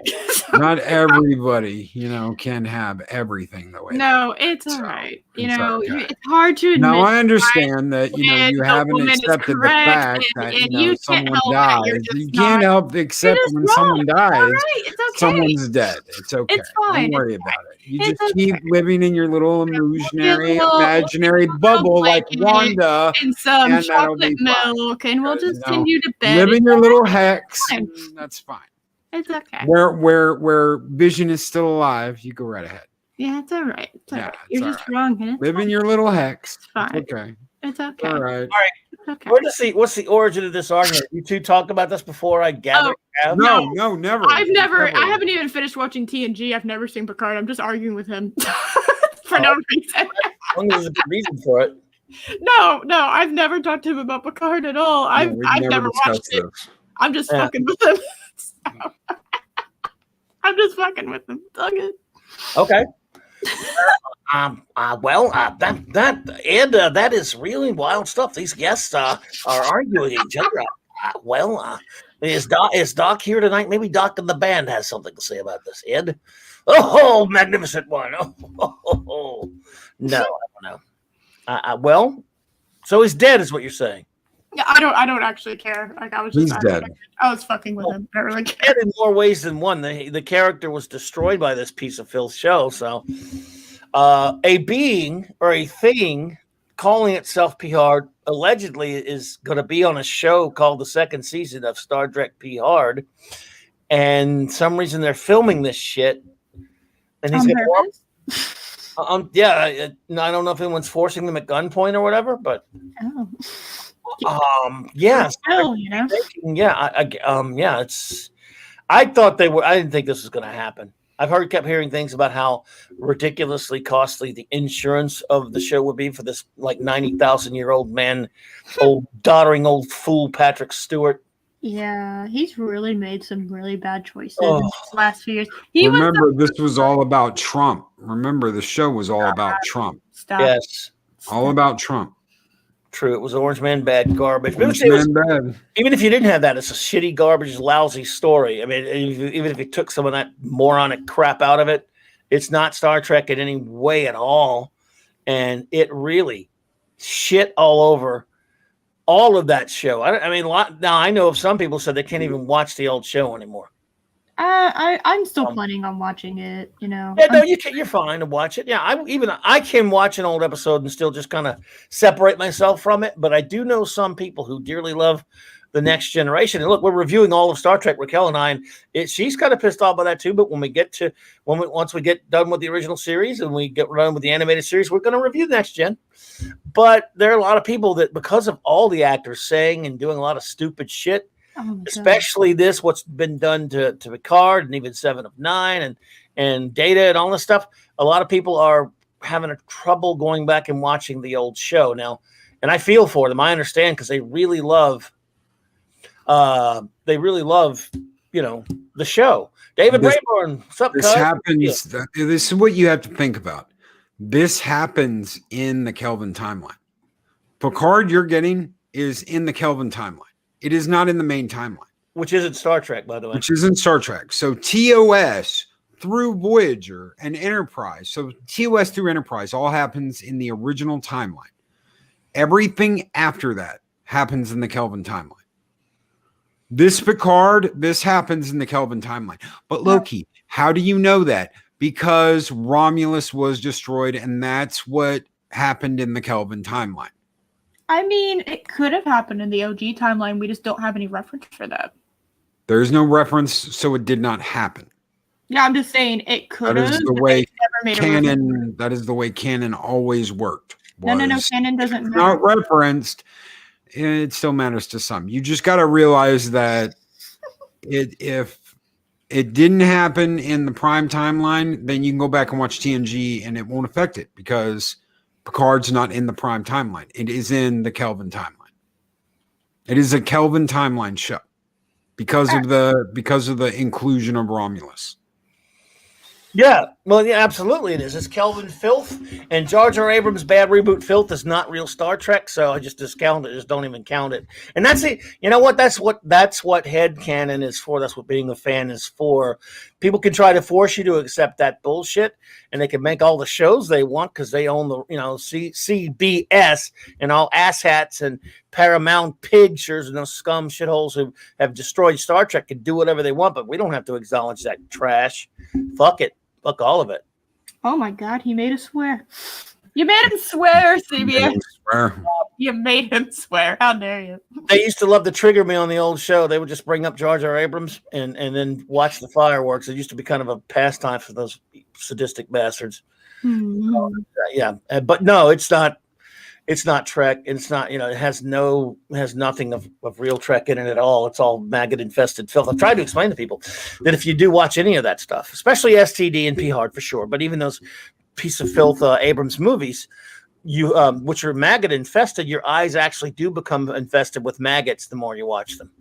Don't say that. Don't say that. No, it's true. I mean, even if you once or twice, you're probably okay. But if you watch them on repeated viewings, you do have maggots in your eyes now. Stop. I mean, Loki could bear me out on this because he is a doctor. He could tell you that he's done a lot of research on this as a scientist. Loki, when did you become a doctor? Science. Is this the Kelvin timeline? Is Loki randomly a doctor now? What happened? You never know. Apollo Miss Minion, great to see you, my dear. Hope you're doing well. Yeah. But again, that's why we have now Raquel's told me how the exact number. I can't remember, 630 something, whatever it is, hours of real Trek when you combine, original series, animated series, movies, the 10 movies, TNG, DS9, Voyager, and Enterprise. So 66 through 05. So that's quite a lot of viewing. Which is. I mean, there is. It's whether or not you want to accept the new stuff, and you don't have to.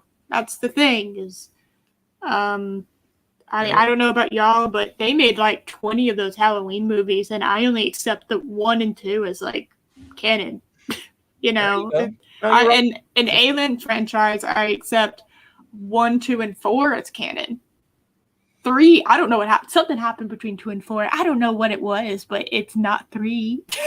So, I'm feel free. You gotta watch the unedited version. No, I gotta listen to the actual directors. What is it? The director's cut, the audio version, and then actually watch the unedited version too. So I know. Yeah. Fincher got bucked by Fox. Fincher got bent over a rail, and they didn't give him a reach around. Not even lube. Oh God. No, they ran that production into the ground for him because they didn't want to put their asses on the line, but they needed someone in the director's chair. Because no one was willing to sit down and make that movie, but they needed it made and they needed a patsy.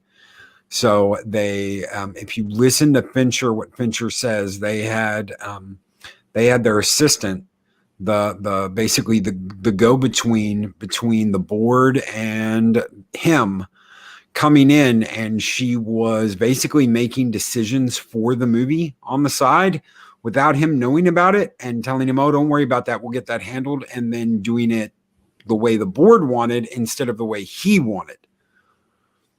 Oh my God. And then when they edited that movie, they edited out a majority of what worked right. That's what's fucked up about it. It's like they edited out what made the movie make sense in the first place. Yeah, that movie makes no sense. Look, you can go one step further. Thanks to First Contact, they've altered the timeline, which gave birth to the changes in it. Which, it still doesn't lead to STD and STP. And if they I'm one of those big defenders of Enterprise. I do love it. It's got its problems, but I love it, and I've done a whole show about it, loving it and defending it. But if Scott Bakula goes and actually does, as that rumor says, goes and pops into STD or that Strange New Worlds filth, that'll bum me out just as bad as Patrick Stewart doing it with PR. That would make me just sad. look at when CBS and Paramount made, what was it, Legacy, Star Trek Legacy canon. That was the dumbest fucking idea. Beeger is Borg. Beeger created the Borg. Beeger created the Borg Queens. Beeger left all of the Borg in the Delta Quadrant to assimilate everything and return that knowledge to Earth, to its creator. You know where they got that from? William Shatner's The Return. Books. Yes. Yep, The Return book. Yes. Which I like those books, by the way. I thought they were pretty good. They were fun. As books, they're fun, but that doesn't need to be fucking canon. No. Although No, go ahead. Remember when Prometheus came out? Yes. Okay. I didn't see it. Prometheus and Covenant are the dumbest fucking things you could have done to aliens. Because of this. No one needs to know where those fucking aliens came from. It could have been cool. They did it wrong. No one needs to know where the origin of the eggs came from. I am sorry, but finding out that a malfunctioning fucking android made all the aliens, that really pisses me off. I didn't want to know that a malfunctioning dumbass android created all the aliens is the biggest fucking letdown ever in science fiction history. Hello, my name's David, and if you want, I'll get down on my knees and blow. I created the aliens. Oh shit! Glad I didn't watch that crap. But I had faith. I had so much faith in my God, I can't even. I'm so pissed right now. Oh my God. What have I done? I had so much damn faith in Ridley Scott. Thank you, sir. I had so much faith in Ridley Scott. I was like, man, he's coming back. He's gonna right the ship. We're gonna get a badass story. And what do we get? We get a giant fucking tentacle monster sucking the face of a giant white albino bald fucking alien. And an alien comes out of its chest and goes, ah! And that's the very end of the movie. And then we got to wait fucking like 8 more years to find out that David, the ball-sucking android, made all of the aliens. You have ruined the fucking franchise for me, Ridley. Thank you. I still like it. What? I mean, okay, sure. I'm just kidding. I didn't even see it. No. I like the franchise. I love Alien. I love Aliens. I even enjoy Resurrection. I enjoy 3 if it is the Fincher cut of 3. The Fincher cut that's like 3 hours long. I can watch that movie and I can dig it. I cannot accept Prometheus and Covenant into the timeline. I can't. If I think of Prometheus as like an allegory to Greek mythology and not involved with the Alien franchise, it's all right. Except for the 2 guys in the fucking alien chamber where millions of fucking aliens died that are like, oh, look, it's a giant albino snake with sharp teeth. I'm going to poke it with a stick. They're scientists, not fucking dumbasses. These are the best minds humanity had to offer. Yeah, to be fair, it's in the future. I mean, look where we're going. That might be the best. Wayland's like, I have assembled the greatest minds humanity has ever known. I'm gonna poke the giant fucking snake with a stick, and then I'm gonna stick my arm out and put my finger in its mouth. Hello, everyone. I am Peter Wayland, and if you are hearing this, I am long dead. I have scoured the earth, finding the greatest mind. Sir, will you please stop touching his asshole? Please, remove your finger from his ass. Oh my God, what have I done? The best and brightest of humanity. Oh shit. Sorry. No, I like Why it. are you apologizing? That was great. I didn't know expecting that. We like some rants around here. We're clobbering time, dude. And there's somebody who was like, they didn't like Alien Resurrection. The only reason I didn't either. I like Alien Resurrection is it has the greatest death scene in cinematic history. Did it? Yeah, where the alien gets sucked out from the inside out. Through the hole. It's great. That's some good shit. I saw it one time in the theater, so I don't remember much other than being bored. I saw it on the Sci-Fi Channel late at night, back when that was a relevant thing to do. Gotcha. I like the first two Alien movies. That's about it. I never really. I did go see 3 and 4 in the theater. Hated 3. Haven't seen the cut, the Fincher cut though. Oh, dude, you're missing out. Watch the Fincher cut. When you see with that Wanda, how they capture it in the middle of the fucking movie. They capture it. It's in like a nuclear waste bunker, and it can't get out. And you're like, holy shit! Why did they? This makes so much more sense. Why did they cut this? Yeah.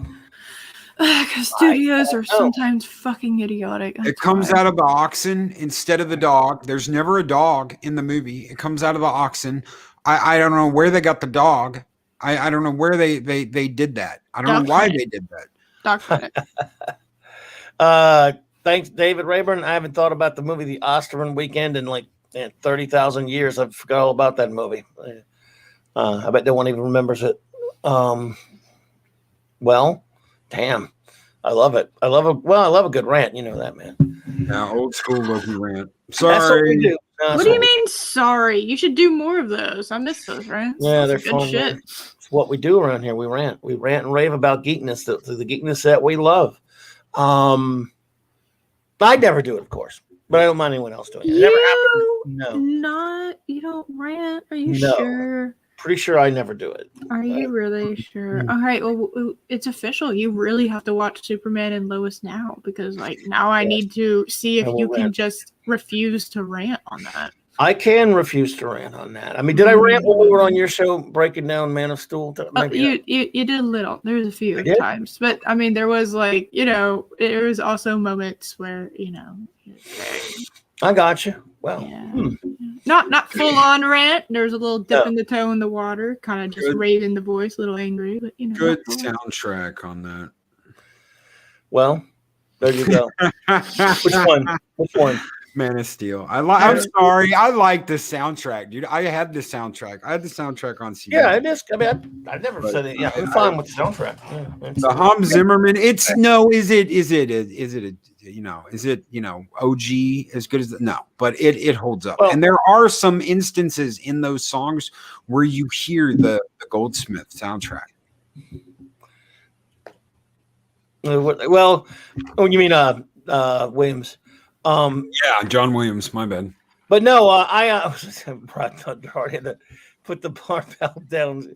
That was an epic rant. Well done, sir. Your ranting was superb tonight. We appreciate it. Thank you. But I would have to throw in with Dole at the TARDIS on there. Only 2 Alien movies. Those are the only ones I like. The first 2, but I mean, a lot of people do like the other ones and consider it a franchise per se. It became something of a franchise in comics. Remember all the Aliens comics? Yeah, I have some actually. Oh yeah, I have the Newt ones. Yeah, swinging it. To comics, they had Not only did they have, did Dark Horse do a bunch of Alien comics? I guess it was either late 80s or in the 90s, early 90s. Noguchi. Mm-hmm. Noguchi. Is it Machiko Noguchi from ABP? That is one of the most kick-ass comic book female characters of all time. That bitch becomes a predator. Dark Horse Comics, ABP, original ABP shit, man, badass, kick-ass. See, I like the movie, but apparently the comics is better, so I'll have to check that out. They did a lot of AVP comics, Aliens versus Predator comics, and also the same way as Predator kept crossing over with superheroes in comics. Even Aliens did sometimes. It was a Superman Aliens. I think that there's a Batman Predator. I actually have that comic book. So yeah, Batman Predator was actually I think Dave Gibbons drew that. They had there were a lot of Predator. Let's see here. If I'm probably going to miss a few. There was a Batman Predator. There was a I think there was a Superman Predator. There was I'm not sure about that. Could be missing Superman Aliens. There was a Judge Dredd Predator. There was a Tarzan Predator. There was a Magnus Robot Fighter Predator. There was a Batman. Yeah, I just say Batman, didn't I? Yeah, there's a Batman Predator was the first one actually. There had to be some more. I'm just probably drawing a blank on those, but I remember those. Wasn't there a three-way matchup between Terminator, RoboCop, and Alien? Oh, yeah, a threesome, terrifying threesome. Oh my god! There could have been. There was a RoboCop Terminator crossover. The Frank Miller wrote it with Walt Simonson art. I remember that one. So a lot of those movie those are some of the crossovers that they did. I remember geeking out when they brought RoboCop to the latest Mortal Kombat because we already had the Arnold's Terminator in Mortal Kombat 11, and then we get RoboCop, and now we've got Rambo. So it's like, oh my god, this is like my comic book dream matchup come true in a video game. Nice, yeah, yep. I can't remember all the different ones. Yeah, 80s, 90s there for sure, Mark. That was when Dark Horse was in its heyday, kind of. I can't remember all the different ones that Predator fought, but I know those four, whatever it was. So there may have been an Archie Predator too, but I can't remember. There was an Archie Punisher. Yes, Archie did beat the Punisher. So I don't. It just kind of doesn't really. I don't know, mixing them in with superheroes. I don't know. It was kind of fun, though. I bought a lot of them. So it was fun. What are you going to do? But mixing in the aliens with Superman and stuff like that was kind of... I remember there was a student used to ask me weird geek-related questions at some dealership I worked at back in the 90s because he wasn't he was sort of into stuff, but he wasn't like an uber geek. He was big into the aliens movies. And so one day, he asked me, he said, what do you think would happen if they did a crossover between aliens and Star Trek The Next Generation? What would that? I said, well, they would use their phasers to disintegrate them, and it would be over. It's like, oh, yeah. Boom. It disappointed him. He's like, thought that would be like some great team up, great battle or something. Like, no, really, with the technology of the 24th century. Of course, they would try to, they wouldn't want to exterminate them or wipe them all out or anything. Picard would give a speech about how we can't just wipe this species out. But, by then. Oh my God, is Picard secretly the head member? He's secretly Peter Weyland. I knew it. Oh my God. We have confirmation. Oh, he's alternate timeline Peter Weyland. Yes, yeah. I'll watch anything with Lance Henriksen in it. Yeah, I used to love Millennium, the first two seasons, but the second in particular. There's a movie called Bring Me the Head of Lance Henriksen. I've heard of that. He's pretty cool. Tracking it. Well, everyone, I tell you what. Oh God. But Predator has never faced Martha. Martha, why did you say that name? Martha. Oh my goodness. Oh, everyone, we've kept you all here long enough, everybody. I want to appreciate it. I want to say I appreciate everyone being here tonight. I'm going to make some little announcements, and we're gonna let everyone roll because we've been here for 2 hours tonight. And why? It's just because it was fun for me anyway. That's all. I'm really just that enjoyable that you can't not have me on. Well, everyone, Love seeing you here. That's for sure. You are the draw. There's no question about it. It's not like no one knew I was going to be here until I showed up. I think they knew somehow. Let's see here. Tomorrow night again, I guess here it'll be Loki's 7 Kinds of Mischief, but it'll be hosted here by our ever-loving brown-eyed thing. Well, it's ours now. It is the comic book roundtable, and it does belong to everybody. It's not just mine now. Everyone on this panel that has brought their game, kicked ass, Clobberin Time, 24, Eris, Fat Steven, Yeti, Mexican Iron Man, it belongs to everybody. It is not just mine. It's not my 7 Kinds of Mischief. It is our comic book roundtable. Yeah, we are the knights of the round table. I was not trying to interrupt you, but no, we appreciate you for that, man. I absolutely appreciate that, buddy. And Wednesday night, open geek talk, but I'll probably put a Superman and Lois review in there if I'm dumb enough to watch it. And I am that dumb. So. Do it. I got a game stream on Wednesday. Mm-hmm. What time are you going to do it? I do it at I do at 8. But I wait for you. We can do it, later whenever you get done because you go for a couple hours, right? Yeah, I usually go from 6 to 8. Yeah, usually I go from 6 to 8. I'll see if I can watch it. If I can watch it before that, I will. Cool. Come on, talk. Because I love Superman. Superman's my favorite superhero of all time. Well, in that case, you're also cordially invited to what I'm going to mention after I mention the other 2 things. Thursday, 1 p.m. Central, my new show, the Global Geek Gang, international show where, of course, I do it early enough where a bunch of my buddies from across the pond are able to join us because it's always so late over there for them. So we've been doing that and having a lot of fun. Just a big geek panel, just hanging out, just talking about different things and stuff like that. Some of my good buddies are there. That will be Thursdays now. Saturday night, Star Trek. The wonderful Raquel Briggs and I were reviewing all of Star Trek from 1966 through 2005. Real Trek only. Starting the 2nd season of the original series, 4 episodes every Saturday night. So looking forward to that. It will be fun. And then Sunday, a special one-timer. Not one-timer. The annual Clobberin Time Superman celebration. Superman's birthday is February 29th. And even though there is no February 29th this year, we just do it on the closest day because I love the character and I used to do it all the time on my old show. So 3 p.m. Central, Sunday afternoon, we'll have a big just talking Superman because I love the character that much. And so that will be fun. And of course, Loki, you are cordially invited if you feel like stopping in for that. I want to say some thank yous now to some great friends who have popped in to see if I can get everyone and remember everyone. Tim Myers, thank you for stopping in, my friend. The great Eric K. and the great Chris Persia, the masters of wrenches, were here. My good buddy Rod Thunderheart, good to see you, my friend Jed. A little story about a man named Jed. My friend Jed is here with us, of course. That's Cardinal Sin. Great to see you, brother. Always appreciate you, man. You had a hell of a show Sunday. I appreciated that.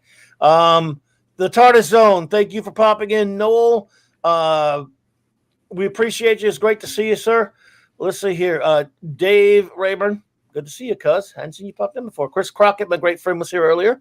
Mark the Infinitely Tired. Welcome, my friend, thank you, my friend, for being here. And welcome. You're always welcome. We appreciate you. Jesus is my King 68. You're not fooling anyone. I know who you are. Good to see you, buddy. Thanks for popping in. I appreciate you. I know who he is. Adega Outlaw, honored to have you stop in. You were the man with the voice. What a great voice you have, sir.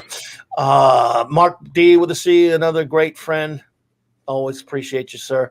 Let's see if I can. Alex James, was a pleasure. Thank you for stopping in. We appreciate you. Let's see if I tried to get most people. Tried to remember everyone. It's very difficult to remember all who stopped in. Alpha Omega was here, I do believe. Thank you. Esh was here. My good buddy Esh, who joins us on Thursdays. All right, my friend. Thank you for popping in. Purple, the wonderful Purple, who could say, love you, Purple, if you're still out there. Who was, I hope you're doing better. And thank you for being here, of course. Love you. Let's see. Who else does we have?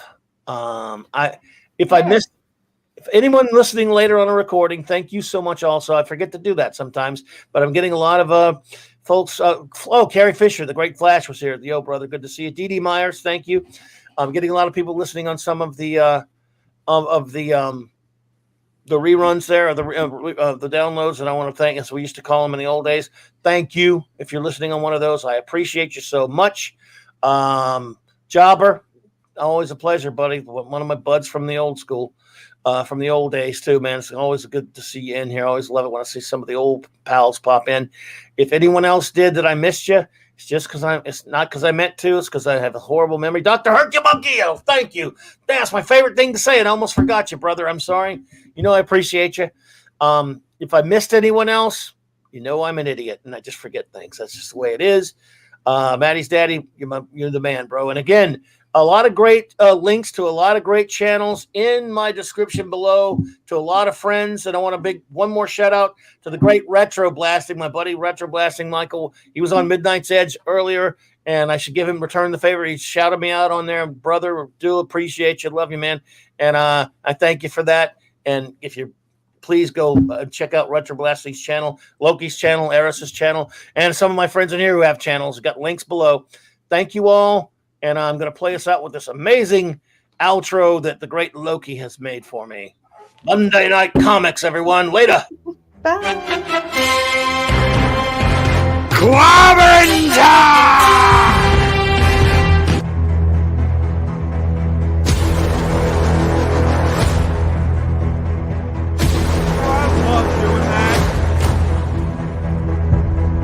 Oh, I love it too, man. I love it. And I love all of you, my friends. Clobberin' time!